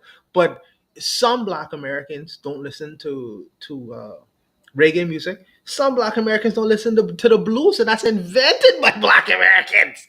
So what are we talking about here? Music is subjective, and they could have their own philosophy. I think that some hip hop music is a bunch of bullshit too. You know what I mean? Some genres of hip hop I can't stand listening to. I can't stand listening. One of my favorite genre of music, even in terms of Black American music, even hip hop, is actually the blues. So I understand that they have their right to appreciate and like what they like, and so do I, and so does the rest of the Caribbean as well. So they have a right to do that, man. Bless them for doing that. That's where I stand with that. If I may add, is so Uzuli, you grew up in Brooklyn, right? So you have heard hundreds of hip hop tracks paying respect to the pioneers, and I don't need to mention the names they mention. Just go and listen to like hip hop from the 80s, 90s. I mean, uh, what are we talking about? If the rappers themselves on their tracks pay contribute to Kool Herc, what is the discussion about? Jose, the discussion is really about anti-Africanness, is what it's really about, right? That's really what the truth of the matter is. The fact of the matter is every genre of music created by Black people in diaspora is influenced by African people. So when we could talk about how DJ Kool Herc created the breaks and using the two turntables to extend the breaks in the song, he came up with this technique. That's not to say he created hip hop, right? Because he was a DJ, but he used like funk records from James Brown, right? So you have one genre of music, of Black American music, funk music, soul music, all of these having African influence. So since he's able to use this, he's considered to be one of the founders of hip hop. Not to say that a Jamaican actually founded it, right? But to say that his work helped influence and help get the musical genre started. Again, there's a lot of cross pollination in all these art forms. You can even look at Afrobeat, which is kind of big now, right? Afrobeat, you can say Afrobeat is influenced by hip hop, right? You wouldn't say Black America started Afrobeat, but you can definitely hear the hip hop influence that is in Afrobeat music. And that's all anybody's saying. It's to me, it's the idea that you want to exclude any other type of influence except Black Americans. Like Black Americans are just in like a snow globe, and that no other influence of African people is on the music, and that's just not true. I'm going to say something more controversial. Y'all keep saying that the African drums are part of the hip hop. I don't hear no drums. Which drums are we talking about? Polyrhythms. Polyrhythms, African polyrhythms are prevalent in hip hop. But you said the drums. I don't hear no drums in the hip hop beats. Yes, it is. The what Black Americans use is the set drums. It's the set drums. So that those match up those set drums with African music and it matches. I don't. Well, we have different ears, but okay, if you say that, fine. Even Buju had an interview calling out these Latinos for trying to steal reggae. So if Buju, a reggae artist, complain about them trying to take reggae because they put a little ting ting in it, now they call it reggaeton. If he could complain about that, I'm watching Fat Joe with a side eye. And again, Buana said Tariq Nasheed said it was invented by whatever. Maybe he didn't do the research properly at the time, and maybe he didn't do the research, and maybe during his documentary he discovered more research. But like I said, I'm gonna find the video.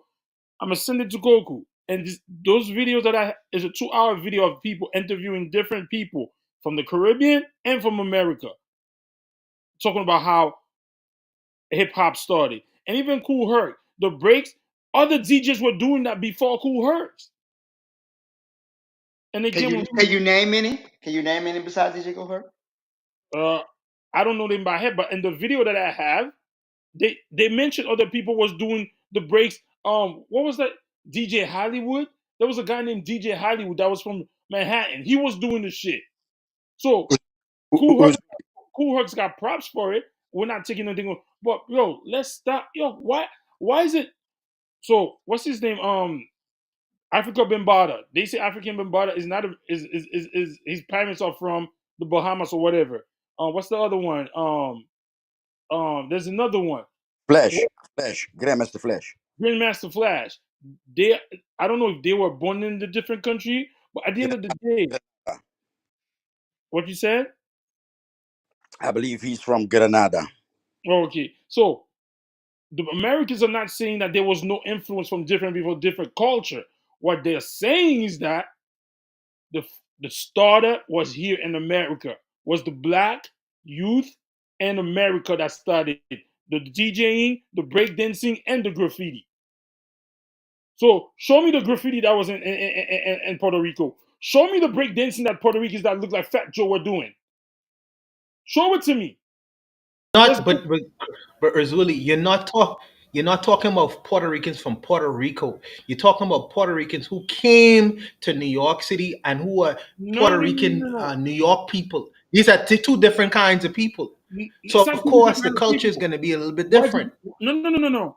If a Puerto Rican traveled from Puerto Rico, that means he was listening to music from his parents. He was looking at dancing from his parents. That should influence him to bring that part into the culture. But he is also hearing music. Made it into the culture. But he is also hearing music from the country that he is actually in as well. So he's hearing two genres of music, and he's coming up with something different and unique. No. So bullshit. You know what? I'm gonna use Wyclef. If you listen to Wyclef's album, the Carnival, you're gonna hear the Haitian influence and the American influence. So don't give me, show me the Caribbean, show me the Puerto Rican influence in hip hop. Their sound. This is the reason why. This is the reason why. Give me 1 second, Jose. This is the reason why I give you that documentary, to show you exactly what I'm talking about, because you're asking specifically for questions, so for answers to specific questions that I give you. I'm telling you, if Coco give you that documentary, the Latin breakdown, it explains in detail exactly what you're talking about. But let me also say this: as far as reggaeton, I don't understand how Buju Banton complain about reggae. Reggaeton is just one beat. Reggaeton is one. There's a beat which Shabba Ranks came up with a song called Dem Bow, Dem Bow, Dem Bow, Dem. That beat, that's the whole of reggaeton. That's the whole of reggaeton. But go ahead, bro. Go ahead, go ahead. To be honest, the Panamanian was the one that studied that shit with El General. So reggaeton is not even from Puerto Rico. You know, if I may add something. So I grew up in the Netherlands, right? And I got in contact. I got baptized. A word that I used earlier. I got baptized by hip hop, right? And I'm here in this port city called Rotterdam. Here in the Netherlands, Rotterdam is like you know, like the core of hip hop here. You know, this city gets lots of respect since get go. But anyway, so I get in contact. I get to hear hip hop here in Rotterdam, the Netherlands, right? What different am I to a black American in Los Angeles hearing hip hop for the first time? Tell me, Houston, wherever, you know, Seattle. What is the difference between me and a brother in Seattle that heard hip hop for the first time in the 80s? What's the difference? You're speaking, by the way, you are speaking with the producer of the first ever Cape Verdean hip hop project, by the way. What is the difference between me and the brother in Seattle?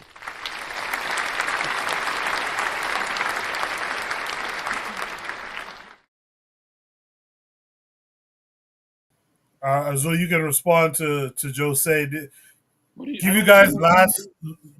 last comments, and then we'll call this a episode wrap. All right. Go I don't ahead, Azul. understand. I don't understand what is he saying. The difference between him and the brother, and the difference is maybe the brother in Houston or in California got it first hand than you. I don't understand the question Jose is trying to say. I don't understand it. If you could repeat it so I could get a clear understanding of what he's trying to ask. I got in contact with hip hop in like 83, 84. Curtis Blow, Schoolie D, LL Cool J with his radio, and and what is the difference between me and a brother in Seattle getting in contact with those names? Curtis Blow, LL Cool J, Schoolie D. The difference is some of those brothers might have actually lived in that neighborhood around LL Cool J. They have might live all the song, all the things that those guys are singing about in the song. You didn't. That's the difference. So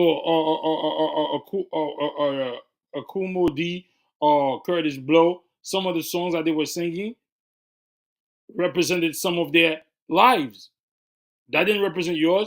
It could have been similar. You might have experienced a similar thing, but you wasn't in America during those times. So I think that's the difference. So LL Cool J, with the big radio on his shoulder, did you experience that when you was at? Because when I was in my country, we only saw that from Americans, and then we started imitating that in the Caribbean. So that could be a main difference, that some of those songs actually reflected what people in that area lived. You wasn't there.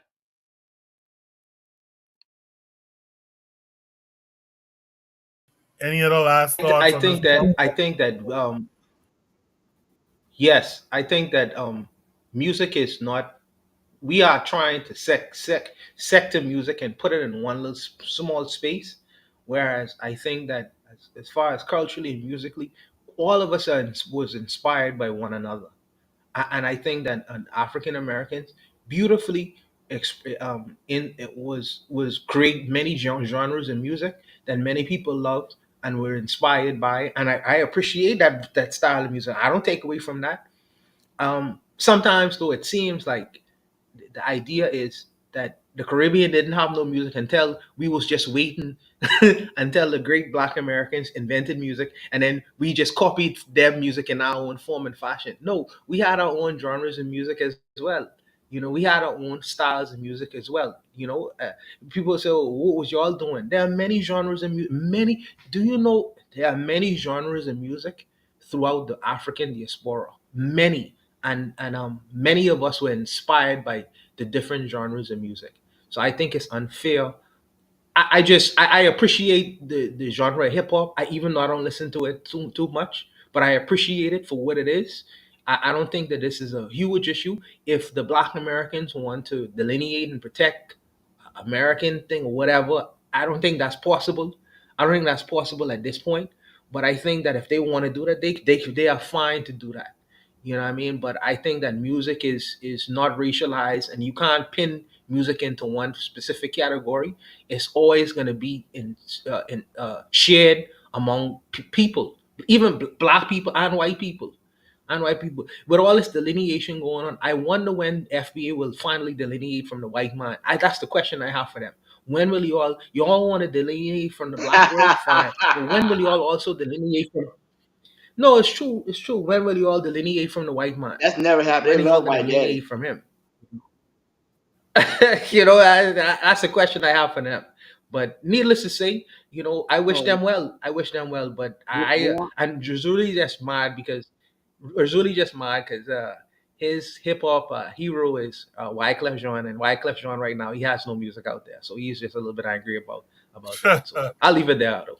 so you're gonna say when will FBA delineate from? When will you Caribbeans delineate from that same person that you claim to? You're acting like you're so different from the FBA. Yeah, the same. What are we talking about? So and a lot of maybe the reason why Black Americans are How do you want us to delineate? How do you want us to delineate? How do you want us to delineate? no, you the one that's saying, oh, when will FBA delineate from the white man or whatever? Are you delineating from them? Your whole government is run by them. What are you talking about? That's my government. Do I operate under my government? This is the problem with sometimes the mistake sometimes people make. People think that because the leaders do something, the people do it as well. That is the only time I see that is what I've heard FBA do is pirate the president of the United States or Donald Trump Yes. in particular. This whole thing is shithole countries. That wasn't in black people's mouths until Donald Trump said it. And then they started hearing it getting pirated by black people. I'm saying, why would you pirate Donald Trump? Needless to say, if I pirate someone, it probably look just like me. I'm not gonna pirate a white racist about other black people in other black countries, and then that same president say, I prefer European immigration into my country. So the black countries and shithole countries and the European country, because I've never heard FBA criticize immigration from a European state or country. They only criticize and call shithole countries to black countries. They pirating Donald Trump. You don't hear no Caribbean person I ever heard say some shit like that. You know what I mean? Let But me ask needless to you, say, let me it's ask you a good for question, them. Luana. You believe in the out of Africa? Sure. You believe in the out of Africa theory? Yes, sir. Who taught you that? Oh, for fuck's sake! Here we go again Who with this taught me that? bullshit. Yeah. No. I go off of the best evidence. Oh, who So gave you the those best best evidence? evidence that I researched. Who gave you those best evidence? The I don't. same people you What? claim that the FBA need to delineate from. So you still rocking with that man that you So, talk about as your enemy. but Azu, So stop it. But Azuli, hear me out for 1 second. Hear me out for 1 second. Do you think that only white men have the outer Africa theory, brother? Don't you know the Chinese do and the Indians do, and Show me the It's African that called the says that. scientific Show community. me the African that says The that. You're a scientific. liar. All these people, There's a man named there's a man named Shakanta Diop, bro. You know who he is? all these people have learned it from the man that you telling FBA to delineate from. That is All not of Brother, them. do you think Rasul, that that is not true, intelligence? Razuli. Do you think? That's not true. Do you think that intelligence?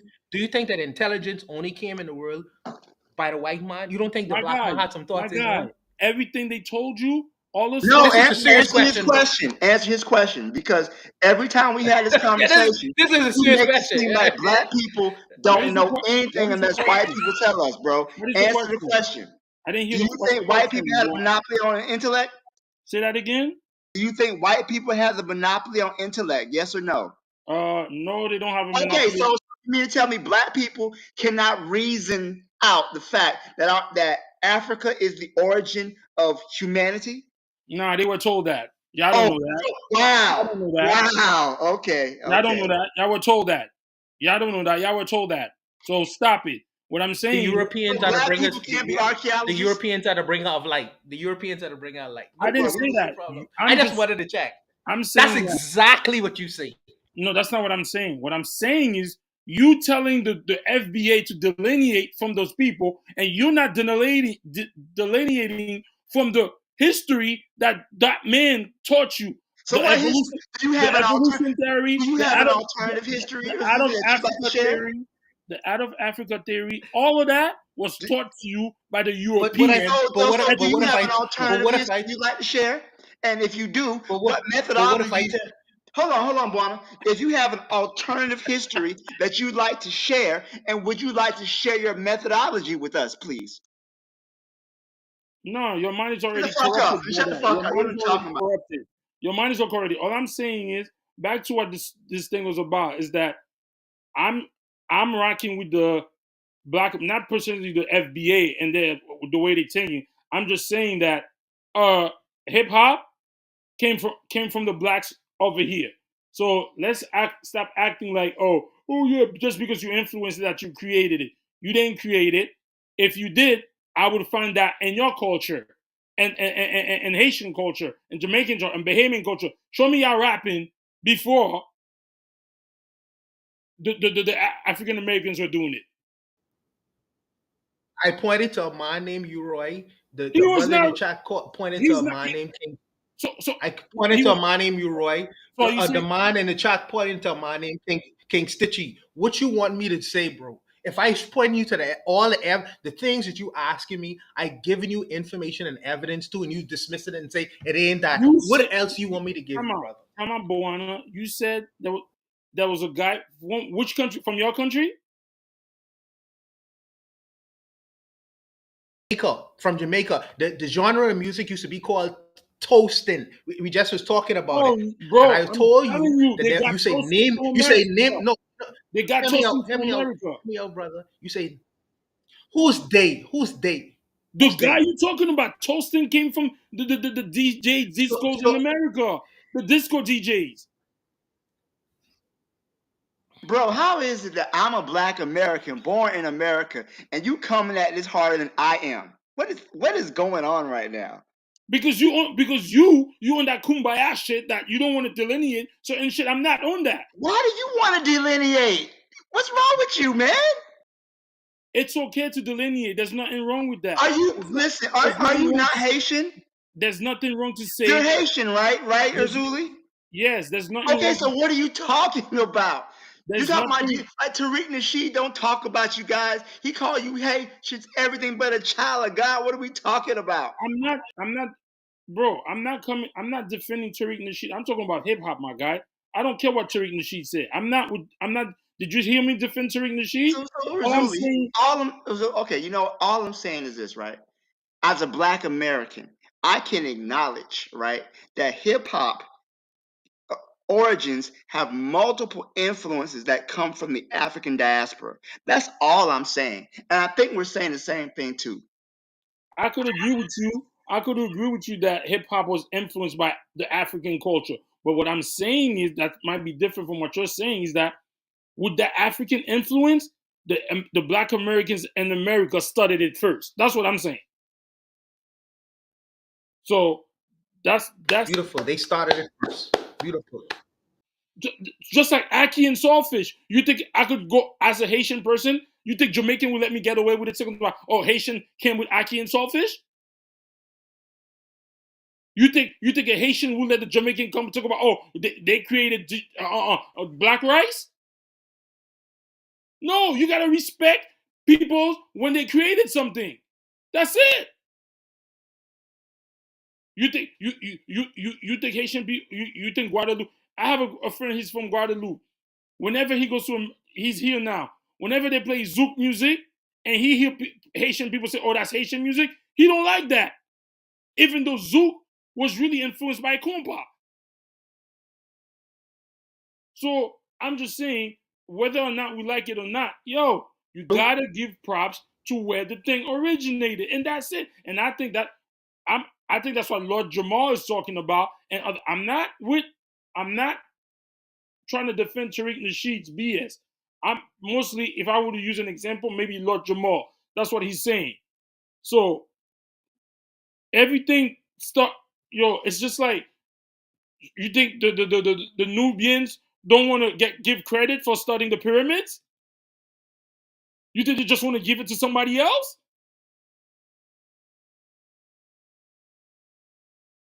So I hear you, bro. I hear you, Zuli. But I want you. Let me just interrupt for a second, just for a second. But when you talk about this whole, sometimes when you say some things like, or it sounds to me like black people don't think without the instructions of white people. It sounds like that. I don't know if you're saying that or not. But when you talk about his history and things of that nature, that is bothering to me, bro. Because it's like you say, like the black man don't have a brain. Some black men have a brain, and some black men think too. And we observe the observable world in a scientific and an analytical way too. And I understand the white man has written down all his lies in history books and things of that nature, but there are other people in the world that I can tell you about too. You know, who ain't European? Who ain't European? They've written down notes too. The Muslims have done it. You know what I mean? The Chinese have done it. The Indians have done it. There's other histories in the world that exist that confirms what you say I learned from the white man. And to think that I even the Africans as well. So for you to say that I learned all the information I learned from the white man is unfortunate, but give me a little bit more credit than that, bro. Because that ain't always true. Not bro, always true. we Not when always I true. say we, it's all of us. The evolution theory, the out of Africa theory, the what is it? The Bang theory. All of that was started. The theory of gravity. All of that was by the Euros, and that's all you guys regurgitate. So what are we No, saying? but Erzuli, gravity was here before. Gravity was here before Isaac Newton. Write it down in the book. You don't think a black man observed the observable world and say what goes up must Show come it to now? me. You Show it don't to me, think that brother. that happened way before Isaac Newton? Show it to me. Show it to Oh, me. so because it wasn't written in the book, Show it to me. because it wasn't written in the book, I have to attribute that thinking to Isaac Newton in Europe a couple Who hundred taught you years that? ago. Who taught you all these things? You're laughing. What? Zulu, you definitely that Zuli's that kid in my class, bro. Like, standing, why are we learning this? That's you, Zuli. That is you. I'm definitely calling home. Well, I'm just saying, bro. Let's give people their props. And even if the Jamaicans and the Puerto Ricans have a great influence, yo, if the Black Americans want to fight for it, yo, who are we? And hip hop today is trash to be and thing. Hip hop is drill music now. So now we're gonna say now who invented drill music? Nah, they can have that. So that's what I'm saying. Can we say hip hop birthed drill music?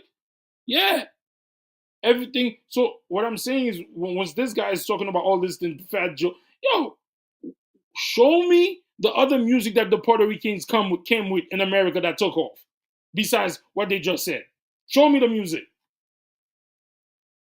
Because we could go and say that drill music came out of where there's other type of music that came out of that. Show me. But at the end of the day, I'm saying, yo, I'm not trying to Yeah, say but that. you don't even speak Spanish. You wouldn't even know if I do you speak Spanish, bro? Why would I speak that? No, I don't. So if when you say show me the music that was popping by these people like Puerto Ricans and Dominicans and shit like that, they have their own brand of music that's very popular among them. You ever consider that? Yeah, and I listen. We If just talking about hip hop. Hip hop is just one genre of music. I'm saying that they have their own great music. The Haitians have the most. For me, some of the most beautiful music in the world is Haitian music. That's a genre of music that's created by Haitians. The world don't know that about that yet. Only few yo, people, maybe in the what? Caribbean, know about Haitian music. But why not? What I'm saying is that show me in America a new type of music that the Puerto Ricans invented. I'm not talking about and the I understand. I I'm understand. not, I'm not talking about in Puerto Rico. I'm not talking about in the Dominican Republic. I know every country they change the music. Every new generation brings a different type of music. I'm saying if they invented hip hop, show me another type of music that they invented in America. That's what I'm saying. Well, this was a very good conversation. If anyone has any last thoughts on the convo, please state them now. If not, let's get to some shout outs this week as this is the last topic of the night. So, is there any last comments on this conversation? All right, let's do the shout outs then. So, everyone who's in the panel, please stick around for the shout outs. Zulius, I'm going to start with you. What would you like to shout out this week? Yo, I want to shout out you, Koku, for keeping this podcast alive, for keep doing it every Saturday. Even though sometimes I don't come up and I don't participate as much as I used to, I commend you for keep going and having these difficult conversations that we have within the community or outside of the community. So, and shout out to all the people, Black Steel, Boana, all the other people that be hating on me because they always come in and support and they have the discussion. So, shout out to all of y'all for participating in another year, 2024. So, hopefully, 2025 will continue. That's all. Appreciate that, Ozuli. With that said, let's hear from Black Steel. What would you like to shout out this week? Let's see. Let me shout out. Um, we got one more show right before the end of the year. We got one more show. So I want to shout out all the people we lost in 2024. Man, we lost a lot of good people this year. So we shout out, from entertainers and singers, just actors, and we just lost a lot of famous people. Quincy Jones and James Earl Jones, and we just lost a lot of people. So shout out to them. Yeah, and shout out to people we lost in other parts of the African world too, as well. Thanks for that, Black Steel. Let me hear from Marcus Gaviers Dewey. If you're still there, what would you like to shout out this week? You'll have to unmute your mic if you're still there. All right, maybe Marcus Gaviers Dewey is not here. Joseph, what would you like to shout out this week? Shout out to my friends from either the sky or the bottom of the ocean. The UAP UFO they came out en masse, trying to say hello to you all. Nah, bullshit. Yeah, shout out to you. Shout out to black people pulling the black card in the right direction. So yeah, that's it. Actually, Appreciate that, Jose. Bueno, what would you like to shout out this week? Shout out to all my brothers. This is like almost the end of the year.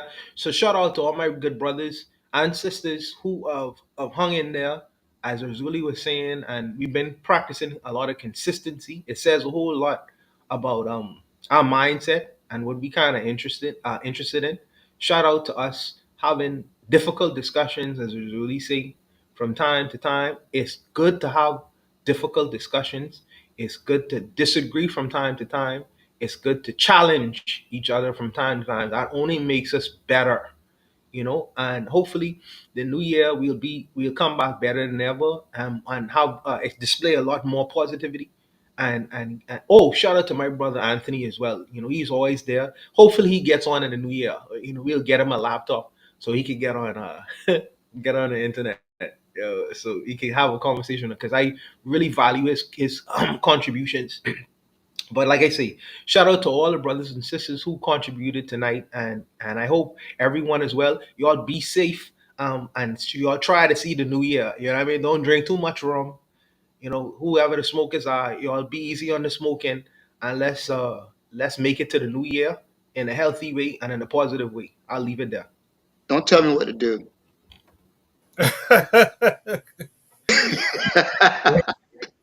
Don't tell me what to do.